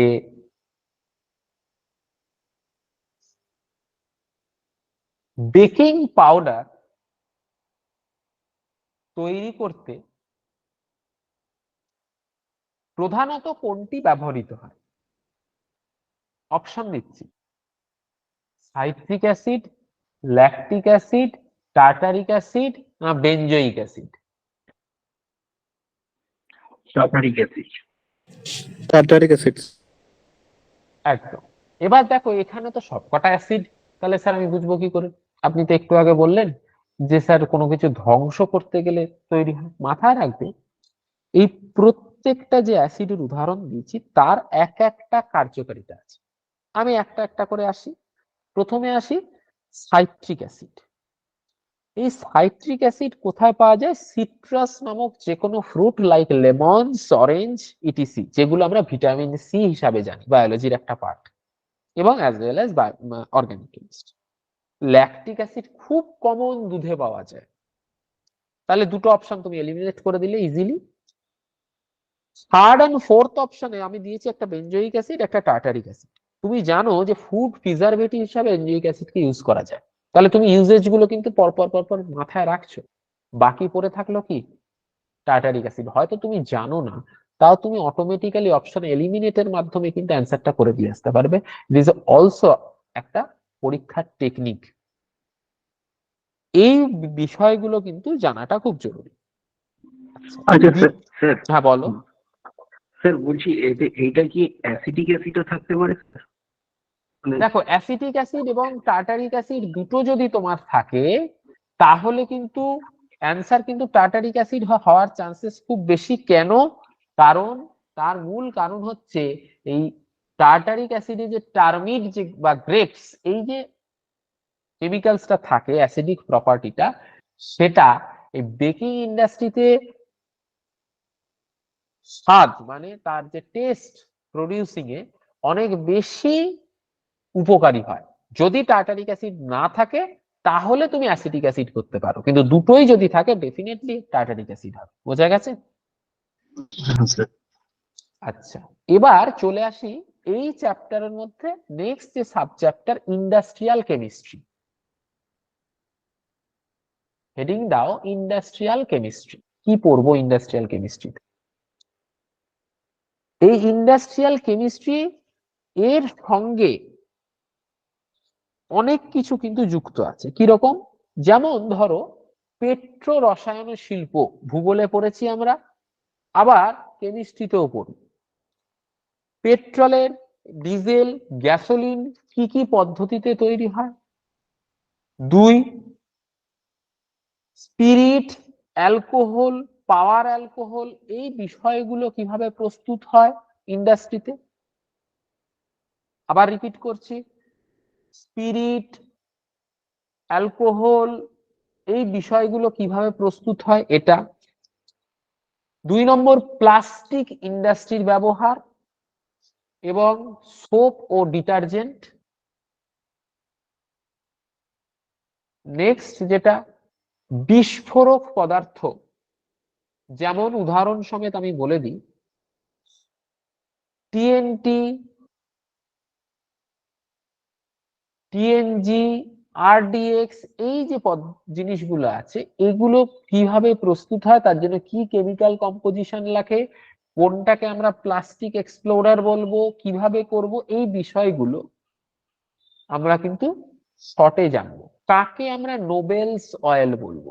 অপশন তোমাকে দিল আরডিএক্স, ডায়নামাইট, টিএনটি, টিএনজি। বলো তো কোনটা হবে? জানো কেউ নোবেলস অয়েল কাকে বলে? এগুলো কিন্তু পরীক্ষার খুব ইম্পর্টেন্ট। অ্যান্সার হচ্ছে ট্রাইনাইট্রোগ্লিসারিন। কেন নোবেলস অয়েল বলে? কারণ গ্লিসারিন এমন একটি পদার্থ যেটা একটি তৈলাক্ত পদার্থ এবং যেটা একটি ভীষণ রকম বিস্ফোরক পদার্থের মেটেরিয়াল হিসাবে ইউজ করা যায়। দ্যাটস ওয়াই এটাকে অয়েলস হিসাবে ট্রিট করা হয়। দ্যাটস ওয়াই টিএনজি, ট্রাইনাইট্রোগ্লিসারিন, যেহেতু গ্লিসারিন আছে তার প্রপার্টিসটা অনেকটা oil like properties, that's why it is called Nobel's oil. এই যে কেন হলো এটা আমি বলে দিলাম। এই বিষয়গুলো কিন্তু মুখস্থ নয়, জানতে হবে। এই মোটামুটি তোমাদের বিষয়। এই হলো ফিজিক্স এবং কেমিস্ট্রি তোমাদের এন্টার সাজেশন। এবার এইটুকুনি যাটুকুনি বলেছি টোটাল যার যার কোশ্চেন আছে তুমি আমাকে করতে পারো।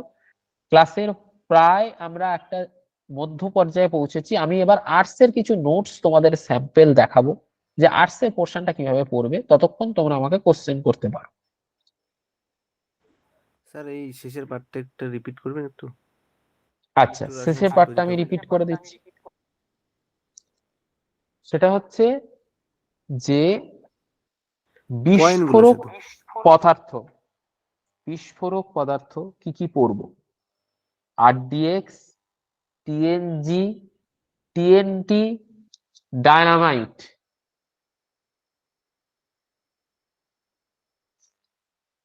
গেল।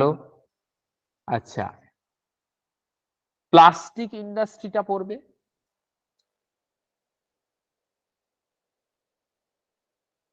সোপ, ডিটারজেন্ট, এগুলো লেখা হয়েছে আশা করি। এই হলো মোটামুটি।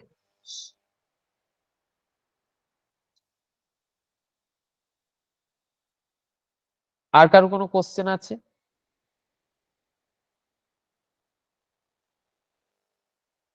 আচ্ছা, এবার আমি তোমাদের একটা জিনিস বলবো, সেটা হচ্ছে সায়েন্স তো আমরা আজকে বুঝলাম কিছুটা।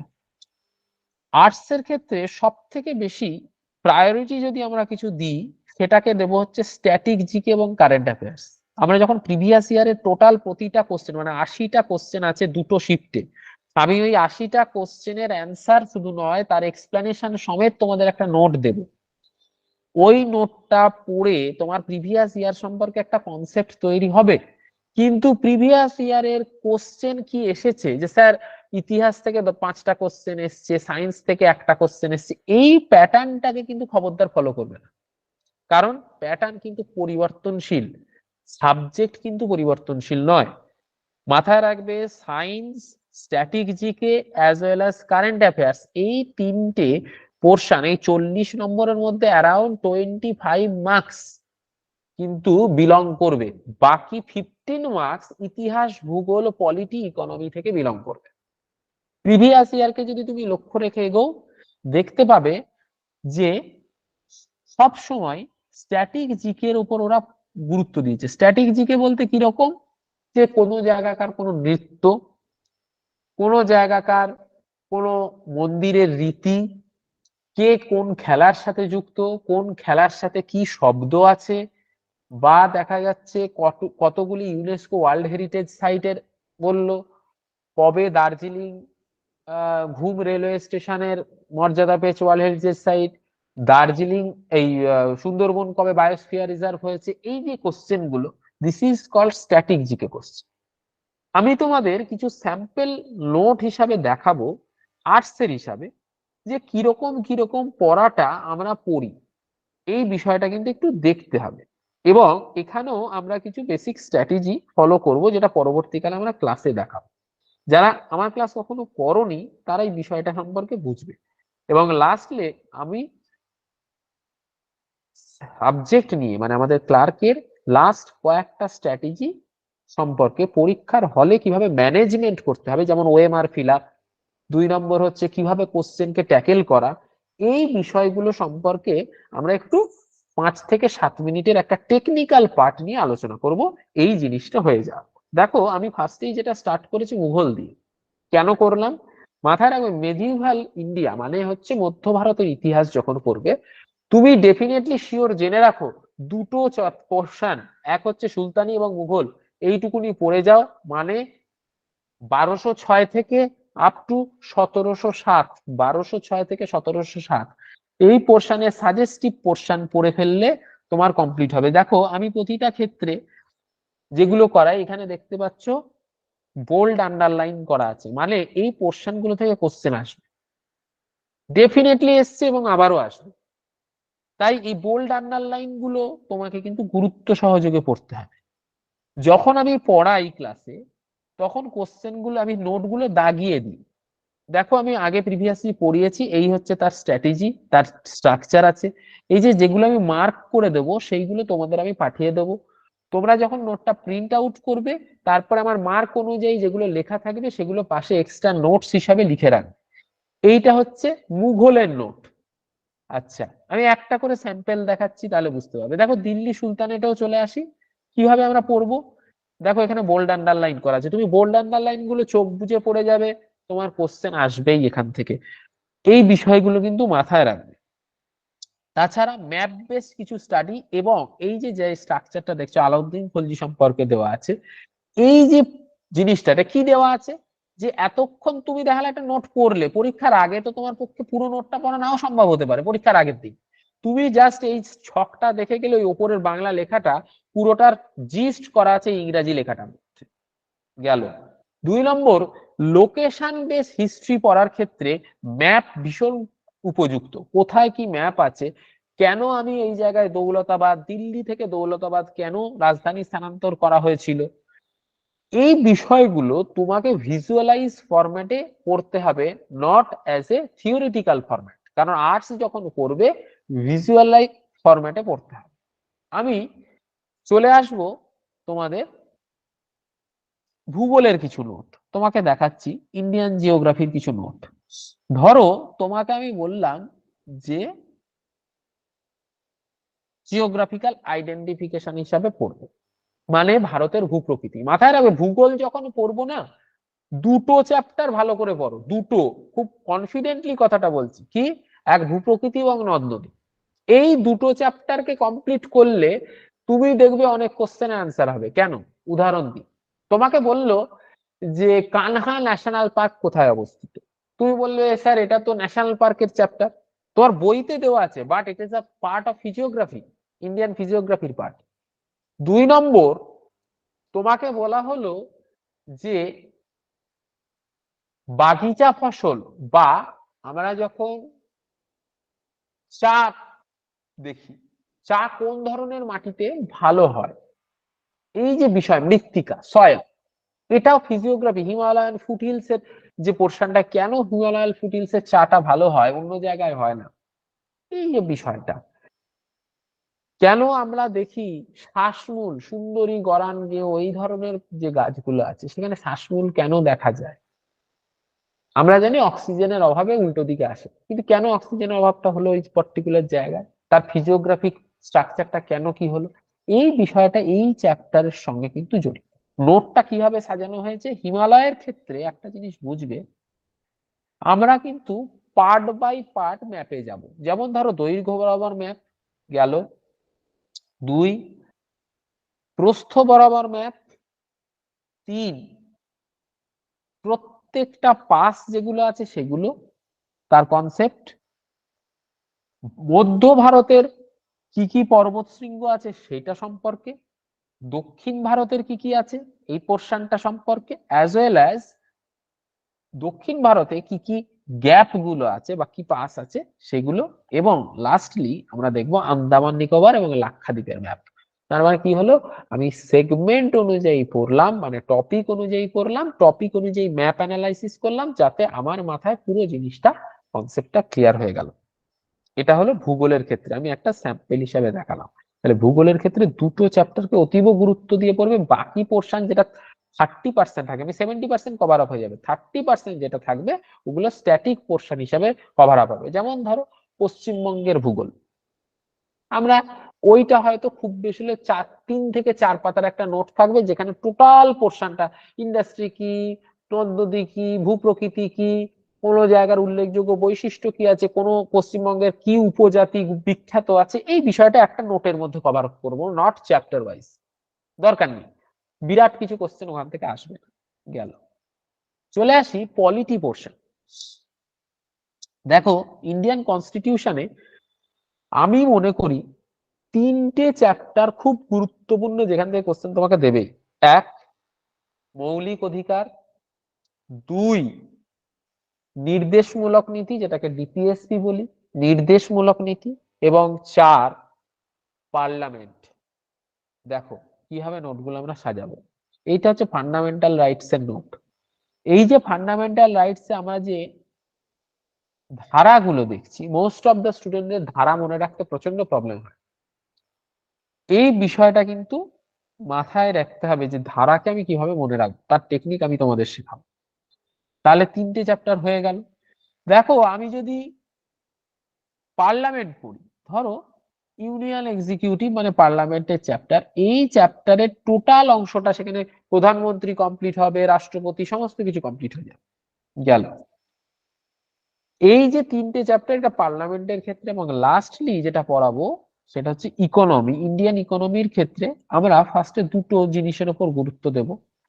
এক হচ্ছে ইকোনমিক্যাল প্ল্যানিং এবং ন্যাশনাল ইনকাম। দেখো, ন্যাশনাল ইনকামের ক্ষেত্রে আমরা কিছু স্ট্রাকচারাল জিনিস দেখব, কিভাবে পড়তে হয়, কিভাবে জাতীয় আয় পরিমাপ করতে হয় যে ছক অনুযায়ী। 2 নম্বর, আমরা যে ছকগুলো পড়বো তার প্রতিটা ক্ষেত্রে কোনটা কিভাবে কাজ করছে, প্রত্যেকটার ইকুয়েশন, কোনটা পরোক্ষ কর, কোনটা প্রত্যক্ষ কর, কোনটা ভর্তুকি, এই বিষয়গুলো সম্পর্কে জানবো। আর লাস্টলি এই যে ইকুয়েশন গুলো নিয়ে টোটাল কিভাবে তার সুবিধা অসুবিধা, এই পুরো জিনিসটাকে আমরা একটা চার্টের মাধ্যমে কিন্তু সাজিয়ে দেব। এই হলো তোমাদের সাবজেক্টিভ স্ট্র্যাটেজি। লাস্ট আমি 5 to 6 মিনিট নেব শুধুমাত্র তোমাদের স্ট্র্যাটেজি বেসিক টেকনিক্যাল কিছু তথ্যের জন্য। এক, দেখো। স্যার, হ্যাঁ বলো। কিছু প্রশ্ন আছে, একটা প্রশ্ন আছে। হ্যাঁ বলো। জিওগ্রাফিতে ভারতের ভূপ্রকৃতি আর নদ নদী বললেন, হ্যাঁ, হিস্ট্রিতে সুলতানি আর মুঘল সাম্রাজ্য বললেন। এটা হচ্ছে আচ্ছা, মধ্য ভারতের। হ্যাঁ হ্যাঁ, হ্যাঁ, পলিটিতে ডিপিএসপি, মৌলিক অধিকার, পার্লামেন্ট, আর কি বললেন? আর একটা হচ্ছে নির্দেশমূলক নীতি। আচ্ছা, ইকোনমিতে ইকোনমিক্যাল প্ল্যানিং আর ন্যাশনাল ইনকাম, তাই তো? একদম। ঠিক আছে, থ্যাংক ইউ। এবার স্ট্র্যাটেজি।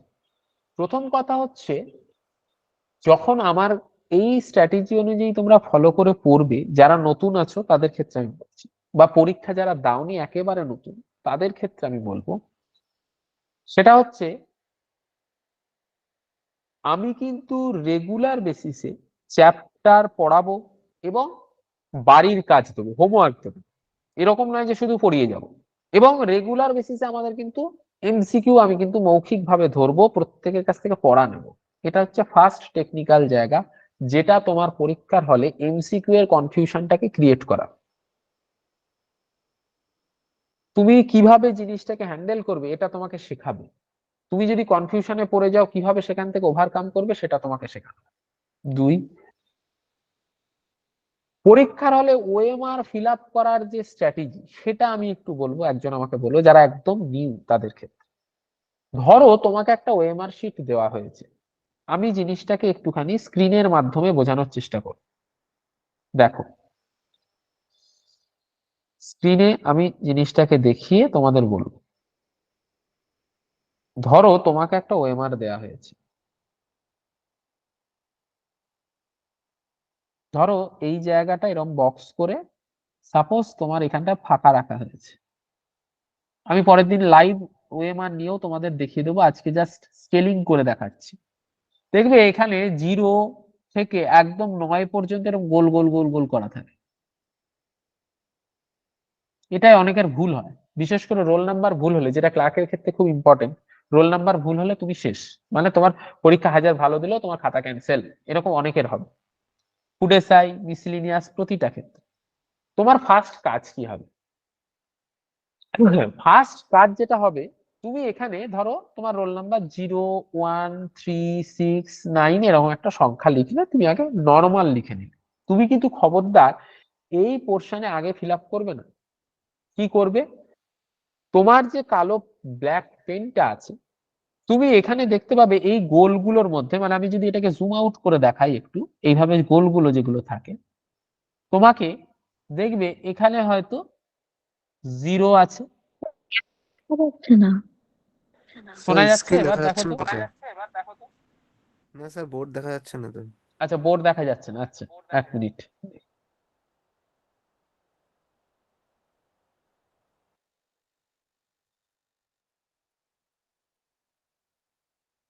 ওয়েট করো। দেখো এবার দেখা যাচ্ছে? হ্যাঁ স্যার। আচ্ছা, ধরো এই যে ওএমআরটা আছে, এই ওএমআর এর এই জায়গাটা রোল নাম্বার আছে। কেন আমি গুরুত্বপূর্ণ? কারণ রোল নাম্বার ভুল হলে তোমার খাতা ক্যান্সেল, তুমি যত ভালো পরীক্ষা দাও পিএসসি চেক করবে না। এটা কিন্তু মাথায় রাখ। ধরো তোমার এই জায়গাটা আমি জুম আউট করছি, দেখাচ্ছি। ধরো তোমাকে দু রকম ভাবে দিতে পারে। এক, ধরো তোমাকে এরকম ভাবে দিল 1 2 3 4 এইভাবে ডট ডট ডট ডট দিয়ে লাস্টের যে গোলটা আছে সেখানে দেখালে 0 দিয়ে দিল, এটা থাকতে পারে। অথবা 0 দিয়ে শুরুও করতে পারে। যেরকম ফরম্যাট দু রকমই থাকতে পারে। প্রথম কথা, তুমি উপরে কালো পেন দিয়ে রোল নাম্বারটা লিখে নেওয়ার পরে ওই যে কালো পেনটা আছে না, প্রতিটা ক্ষেত্রে এই 0টাকে তুমি এই গোলের মধ্যে খুঁজে খুঁজে না ডট দিয়ে নাও। যদি লাস্টের দিকে 0 থাকে তুমি এখানে একটা ডট দিয়ে রাখো, গোল করবে না, প্রতিটা ক্ষেত্রে আগে ডট গুলো দিয়ে রাখো। তাহলে কি হলো, তুমি কিন্তু আইডেন্টিফাই করে ফেললে যে হ্যাঁ আমার ওই জায়গায়। কেন, তুমি যদি ভুল করে দেখা গেল এই 0 বসাতে গিয়ে তুমি 1-এর ওপর ডট মেরে ফেলেছো, তাতে তোমার খাতা কিন্তু ক্যান্সেল হবে না, কিন্তু গোলটা ভরাট করে ফেললে কিন্তু খাতা ক্যান্সেল হবে। এটা কিন্তু বুঝবে, কারণ পিএসসির কিছু নিয়ম আছে। আমার নিজের এক্সপিরিয়েন্সের জায়গা থেকে আমি এই জিনিসটা বলছি। 2 নম্বর যেটা, সেটা হচ্ছে তুমি ওএমআর যখন ফিল আপ হবে, এই যে স্ট্র্যাটেজিটা বললাম এটাকে কিন্তু খুব ভালো করে ফলো করবে। 1 2 নম্বর হচ্ছে, বলবেন হ্যাঁ বলো, শোনা গেল না। এই প্রসেসটা আবার করে রিপিট করবেন? হ্যাঁ আমি বলছি, দেখো ওএমআর এর রোল নাম্বার ফিল আপ করার ক্ষেত্রে উপরে যে যে দাগটা দেখছো, এখানে তোমার রোল নাম্বারটা তুমি লিখবে, নিচে দেখবে গোল গোল করা থাকে। সেই গোল গোলটাকে আমি জুম করে এখানে দেখাচ্ছি যে কিরম ফরম্যাটে হয়। তোমার 0 দিয়ে শুরু হতে পারে অথবা 0 দিয়ে শেষ হতে পারে। মানে আমি একদম পুরো নর্মাল ফরম্যাটটাই দেখাই। ধরো 9টা তোমার গোল থাকবে, এরম থাকলো। সাপোজ এটা ধরো আমি 1 2 3 4 5 6 7 8 9 এরকম ভাবে থাকলো। এইখানে এসে দেখালো 0 দিল, এটা একটা ফরম্যাট হতে পারে। অথবা দেখা গেলো তোমার 1 থেকে শুরু করে লাস্টে 0 দিয়ে দিতে পারে। যেটাই ঠিক না কেন, তোমার কাজ হবে কি, রোল নাম্বারটা নর্মাল পেন দিয়ে লিখে ফেলা দেখে দেখে। কিন্তু যখন গোল করতে যাবে, আগে কখনো গোল করবে না, আগে আইডেন্টিফাই করবে আচ্ছা 0 এখানে আছে, তো তাহলে আমি এই গোলের মধ্যে 0 কোথায় আছে আমি খুঁজে নেব, সেখানে একটা পেন দিয়ে ডট দিয়ে নেব। এখানে আমি 1 লিখেছি, আচ্ছা 1 কোথায় আছে আমি খুঁজে নিয়ে 1 এর উপর একটা ডট দেব। 3 কোথায় আছে খুঁজে নিয়ে ডট দেবো। 6 কোথায় আছে খুঁজে নিয়ে 6 এর উপর ডট দেবো। 9 কোথায় আছে ডট দেবো। এইভাবে ডট দিয়ে নাও, কমপ্লিট হয়ে গেল ডটটা।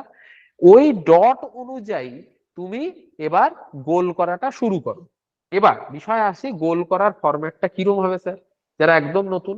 এই হচ্ছে তোমার ওএমআর এর গোলের পোর্শন। ধরো তুমি একটা কালো পেন দিয়ে গোলটা করবে, লাল কালারের ওএমআর এর ন্যাচারালি থাকে। প্রথম কথা, তুমি চেষ্টা করবে বাইরে থেকে ভিতরের দিকে গোল করার, এইভাবে গোলটা করার চেষ্টা করবে। 2, ন্যাচারালি পিএসসি যে কোনো ধরনের পেনকে অ্যালাউ করে, অনেক ক্ষেত্রে ডাব্লিউবিপির ক্ষেত্রে পেন অ্যালাউ করে না, তাদের নিজস্ব পেন ব্যবহার করতে। ওএমআর গোল করার জন্য একটি পার্টিকুলার পেন আছে, সেই পেনটা আমি পরবর্তীকালে তোমাদের আমি ছবি তুলে পাঠিয়ে দেওয়ার চেষ্টা করব। পরীক্ষার হলে ওই পেনটা ইউজ করলে তোমার গোল করার যে সময়টা, যে স্পিডটা অনেক ইনক্রিজ হবে। পেনের নিবটা অনেকটা মোটা, সেটা ওএমআর গোল করার পেন বললেই যে কোনো খাতা পেনের দোকানে তুমি পেয়ে যাবে। এই যে যখন গোলটা করবে, মাঝখানে কোনো ফাঁকা জায়গা যেন না থাকে, একদম পিওর ডার্ক হয়। কেন, এটার কারণ কেন বললাম, কারণ যে ওএমআর এর মেশিনে চেকটা হবে সেটা লেজার লাইটের উপর বেস করে হবে। তুমি যদি দেখা গেল সাপোজ তোমার এই হচ্ছে গোল, এবার তুমি দেখা গেল কালো পেন দিয়ে এরকম ভাবে গোল করলে, মাঝখানটা হালকা ফাঁকা থেকে গেল। অনেক ক্ষেত্রে এটার একটা রেশিও আছে যে 40% এন্ড অ্যাবভ যদি থাকে তাহলে সেটাকে ক্যান্সেল করে দেওয়া হয়, মানে ভুল চিহ্নিত করা হয়। মাঝখানে যদি সাদা ফাঁকা থেকে গেল, অনেকটা কিছুটা হলে অসুবিধা নেই, কিন্তু বেশি ফাঁকা থেকে গেলে, লেজারটা পাস হয়ে গেলে ওই কোশ্চেনটা নেগেটিভ হিসাবে কম্পিউটার কিন্তু তোমাকে মানে ধরবে। মানে তুমি ধরে নিলে যে আমি ওটা অ্যান্সার ঠিকই করেছো, কিন্তু লেজার লাইটটা পাস হয়ে যাওয়ার জন্য ওটা নেগেটিভ হয়ে যাবে। এই ব্যাপারগুলো সম্পর্কে কিন্তু অনেকেই জানে না। 2, তাহলে গোল করাটা আমি ভরাট করব কিভাবে, বাইরে থেকে ভেতরের দিকে। পার্টিকুলার পেন আছে, সেই পেনটা দোকানে যে কোনো বইয়ের খাতার দোকানে গিয়ে বলবে যে ওএমআর গোল করার পেন সেটা। নম্বর স্ট্র্যাটেজি, এই যে যেটা আমি বললাম, এইটা যারা একদম নবাগত শুরু করেছো বা যাদের ওএমআর গোল করতে খুব দেরি হয়, তাদের ক্ষেত্রে আমি বলবো বাড়িতে গুগল থেকে একটা ওএমআর নামিয়ে নেবে, বা তোমার কাছে যদি কোনো ওএমআর শিট ডাউনলোড করা থাকে সেটাকে প্রিন্ট আউট করে নেবে অনেকগুলো। সেই প্রিন্ট আউট করে নিয়ে বাড়িতে অন্তত পক্ষে পরীক্ষার 15-20 দিন আগে থেকে ফিল আপ করাটার প্র্যাকটিস করো, এবং স্পিড ধরে ধরো ক্লার্কশিপে 100টা কোশ্চেন থাকবে, তো তুমি ধরো 80টা কোশ্চেন অ্যাটেম্প করো, কথার কথা বলছি। তাহলে এই 80টা কোশ্চেন অ্যাটেম্প করার জন্য একটা যে সময় লাগে, সেই সময়টাকে তোমাকে প্র্যাকটিস করতে হবে, কারণ ওএমআর গোল করাটাও কিন্তু একটা ভীষণ আর্ট। এটা গেল 3 নাম্বার। 4 নাম্বার যেটা বলবো, তুমি ওএমআর গোলটা কখন করবে? কোশ্চেন গুলো দাগিয়ে নেওয়ার পরে করবে, না কোশ্চেনের সাথে সাথে করবে? এটা সম্পূর্ণ তোমার নিজস্ব ব্যক্তিগত সাইকোলজির উপর ডিপেন্ড করবে। কিরকম? দেখা গেল তুমি একটা কোশ্চেন করছো আর একটা গোল করছো, এটা তুমি করতে পারো। আবার দেখা গেল একটা পাতা কমপ্লিট করে নিয়ে তুমি ওএমআরটা ফিল আপ করবে। ধরো তোমাকে কোশ্চেন 1 থেকে 10 করেছো, তার মধ্যে তুমি 7টা কোশ্চেনে দাগিয়ে নিয়েছো, তাহলে তোমার কনসেন্ট্রেশনটা শুধুমাত্র কোশ্চেনের দিকেই থাকছে, একবার ওএমআর একবার কোশ্চেন, একবার ওএমআর একবার কোশ্চেন, এই ফরম্যাটটা হচ্ছে না। তাহলে তোমার কনসেন্ট্রেশন ব্রেক হওয়ার কোনো ভয় নেই।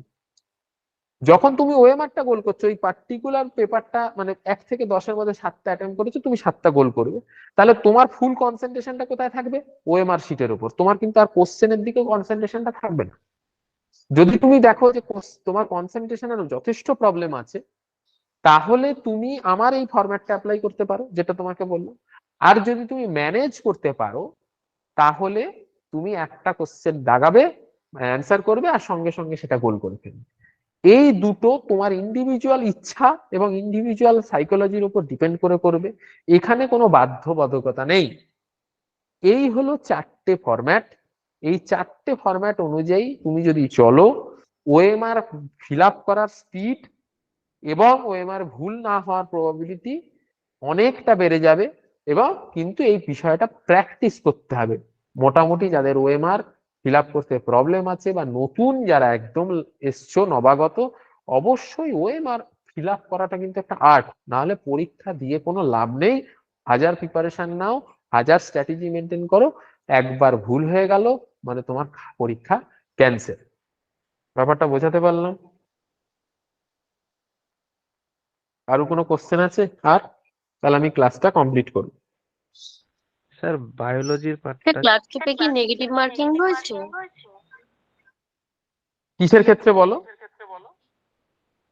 ক্লার্কশিপে হ্যাঁ অবশ্যই ক্লার্কশিপে আছে, নেগেটিভ আছে। এবার পিএসসি যেহেতু 1/4 করে দিয়েছে, তোমরা দেখেছো বিসিএস এর ক্ষেত্রে আগে 1/3 ছিল, মেবি এবারে ক্লার্কশিপে 1/4 করে দেবে, মানে 4টে ভুলে 1 নাম্বার কাটা যাবে, মানে 0.25 নেগেটিভ।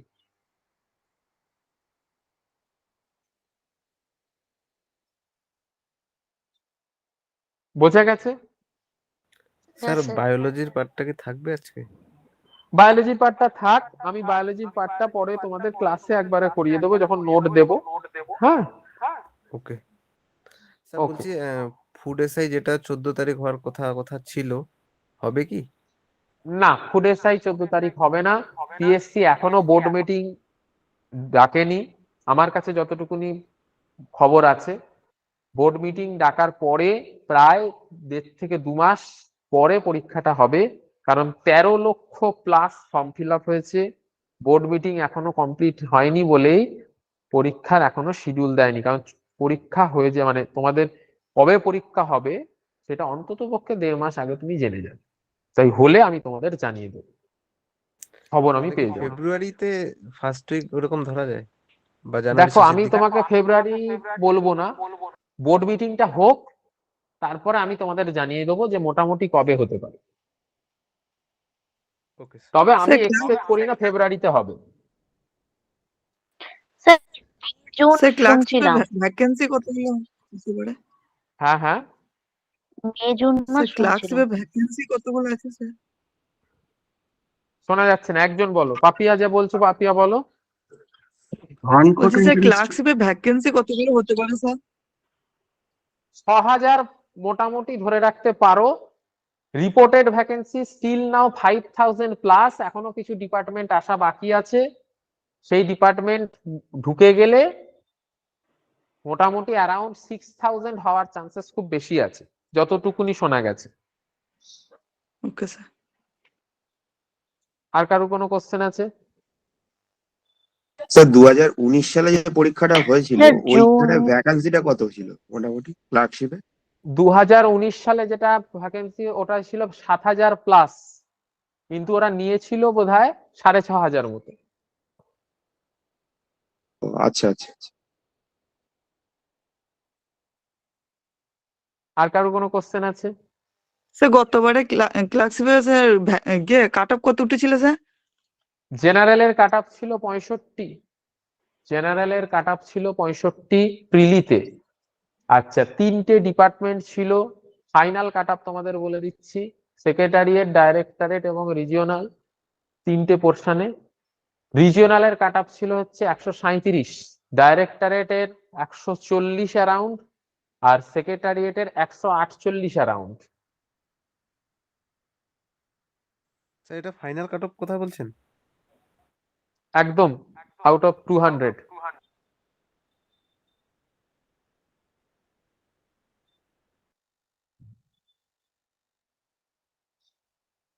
আর কোনো কোশ্চেন আছে?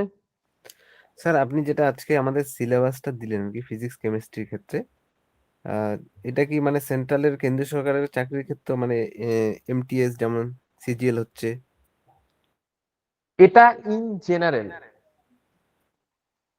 মানে তুমি যে ফিজিক্সের 5টা চ্যাপ্টার বা কেমিস্ট্রির 6টা বা 5টা যে চ্যাপ্টার গুলো দিয়েছি, তুমি এই চ্যাপ্টার গুলো বাড়িতে যে কোনো বই থেকে পড়বে, যে যে সাব চ্যাপ্টার গুলো বলেছি। এবং তুমি এমটিএস, সিজিএল, সিএইচএসএল যে কোনো পরীক্ষার একটা প্রিভিয়াস ইয়ারের কোশ্চেন নেবে, নিয়ে দেখবে যে আমি যে 5টা চ্যাপ্টার বললাম সেই 5টা চ্যাপ্টার থেকে কতগুলো কোশ্চেন তুমি কমন পাচ্ছ। তাহলেই তুমি বুঝতে পারবে, এটা তোমাকে বাড়িতে একটা প্র্যাকটিস করে নিতে হবে, এটা তোমার নিজস্বতা থেকে, যে আমি বললাম বলেই নয়, তুমি বাড়িতে প্র্যাকটিস করো। তাহলে তুমি বুঝতে পারবে যে এটার প্রবাবিলিটিটা কতটা আছে। ন্যাচারালি দেখা যায় 70 to 75, এমনকি কিছু কিছু পরীক্ষা 80% এই 5টা ফিজিক্সের চ্যাপ্টার বা যে যে গ্যাস কেমিস্ট্রি যেগুলো বলেছি এখান থেকে আসতে বাধ্য, এর বাইরে কোশ্চেনই তৈরি হবে না না হলে। Okay sir. ঠিক আছে, তাহলে মোটামুটি ক্লাস আজকের দিলাম। নেক্সট দিন তোমাদের ক্লার্কশিপের ক্লাস শুরু হলে নিয়মিতভাবে তখন আমরা চ্যাপ্টার ওয়াইজ ক্লাস শুরু করব। ঠিক আছে, ওকে, তাহলে আজকের মতো। হ্যাঁ বলো, কারো কোনো কোশ্চেন আছে? শুরু করবেন ব্যাচ? ওই মোটামুটি 1 জানুয়ারির পর থেকেই শুরু হচ্ছে। ওটা কৃষ্ণনগরেই তো? ওটা একটু স্যারের সঙ্গে, শান্তনু স্যারের সঙ্গে একটু কথা বলে নিও। শান্তনু স্যারের সঙ্গে কথা বল। তোমার কি বাড়ি কৃষ্ণনগর? না, কৃষ্ণনগর থেকে একটু আসতে হবে 10 মিনিট মতন, 10-15 মিনিট। আচ্ছা, ওটা শুরু তাড়াতাড়ি হবে, ওটাও জানুয়ারি মাসেই শুরু হবে, ওটা সম্ভবত বোধহয় অফলাইনে শুরু হবে হয়তো। হ্যাঁ হ্যাঁ। ওইটা তুমি করো, কারণ আমার ওখানেই বাড়ি, অসুবিধা কিছু নেই। ওটা স্যারের সঙ্গে একটু কথা বলেন। আচ্ছা স্যার কৃষ্ণনগর স্টার্ট হবে? হ্যাঁ, কৃষ্ণনগরে স্টার্ট হবে। আচ্ছা স্যার 9-10 কি ওই স্যার অনলাইনেও পড়ানো হবে স্যার? ওইটা 9-10টা মেবি হলেও হতে পারে মেনলি, তবে এখন আপাতত অফলাইন হবে সব।